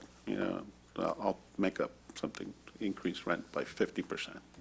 What would it look like? What would it take? What would be the consequences? And then the council said, yep, we're interested in seeing that and discover. Or there may be discussion, well, who are the renters? Well, the majority are nonprofits. Well, we don't want to do that. So that's why it would need to have some vetting. And that's usually what happens with these items, that they take a while to discuss, because of the complexities of it, and trying to understand the item. So one recommendation that I would strongly suggest is, as long as it's no more than 2 of you, we can, have discussions leading up to those meetings. I'll make myself available, and if it's another department, I'll, try to convince them to make themselves available as well. So we can discuss some of this and prepare, so by the time we get to the meeting, you have more data, more information to make an informed decision or recommendation, suggestion, motion. Are we still at $6 million shortfall, or is that better or worse? It's better, and we'll bring you a balanced budget. The definition of balance is going to be a discussion, and and how we're approaching it, and we're going to also talk about the outer years, because we can't just talk about 1 year, and so So there's a lot to discuss. I think it'd be just a bummer to just talk about cuts and not talk about like, well, how do we make up for the cuts, right? Yeah, and I think you know, this is the format, this is the place to do that, and I think if we're able to discuss some of it pre-meeting, so any of you understand the base of what we're starting with and what the potential possibilities is, then it might make our discussions at the actual meeting a little more fluid, because instead of us going back to saying, well, you can't do this because of this proposition, we'll make it more effective. So I think what I heard is maybe a pre-meeting, sometime in the month of April. Yeah, like I said, as long as it's not more than two of you, we can do individuals or two at a time, and your various topics, especially for our newest council members, we'll offer that opportunity to discuss the budget process and any questions you may have. If I can make a suggestion, or if not a request, assuming it's not inappropriate, it's like there were a couple of things last year that were like really heated topics of discussion, and the council changed them, and one of them was the pruning cycles to the trees. And I'm hoping that we don't have to revisit that, for instance. And I think there were a couple other things that were also topics of long, deep conversation, and I just hope we don't have to re-argue those same things again. Yeah. I'm not looking for an answer. I'm not looking for an answer, but I'm not liking your body language. You're a good reader. Yeah, but that's the issue, right? If we don't have revenue increases, somehow we're going to have to do stuff like that, Right. There's just no choice. And, with try not to get into an item that's not necessarily on the agenda, I think it'd be good for us to sit down and discuss to see what really is the base that is available, because it's very small. Once you take out the taxes, transfers, and what's left in terms of what you could increase, it's a smaller piece. And we definitely are increasing fees to keep up with our cost of doing business, but there's some policies that prior councils have put in play that are limiting that ability of full cost recovery, and because there were value choices versus economic choices. And so we can certainly talk about those, and we do that with you when we go through the fee schedule. Do we continue to hope there's no grocery store at Edgewood Plaza so we can make it? Yeah. And some of it is, opportunities that will be upcoming. So that's part of the discussion we plan to have with you. There's some hotels and discussions, there's potential auto dealers. What you do with those revenues it's something that it's important as we move forward.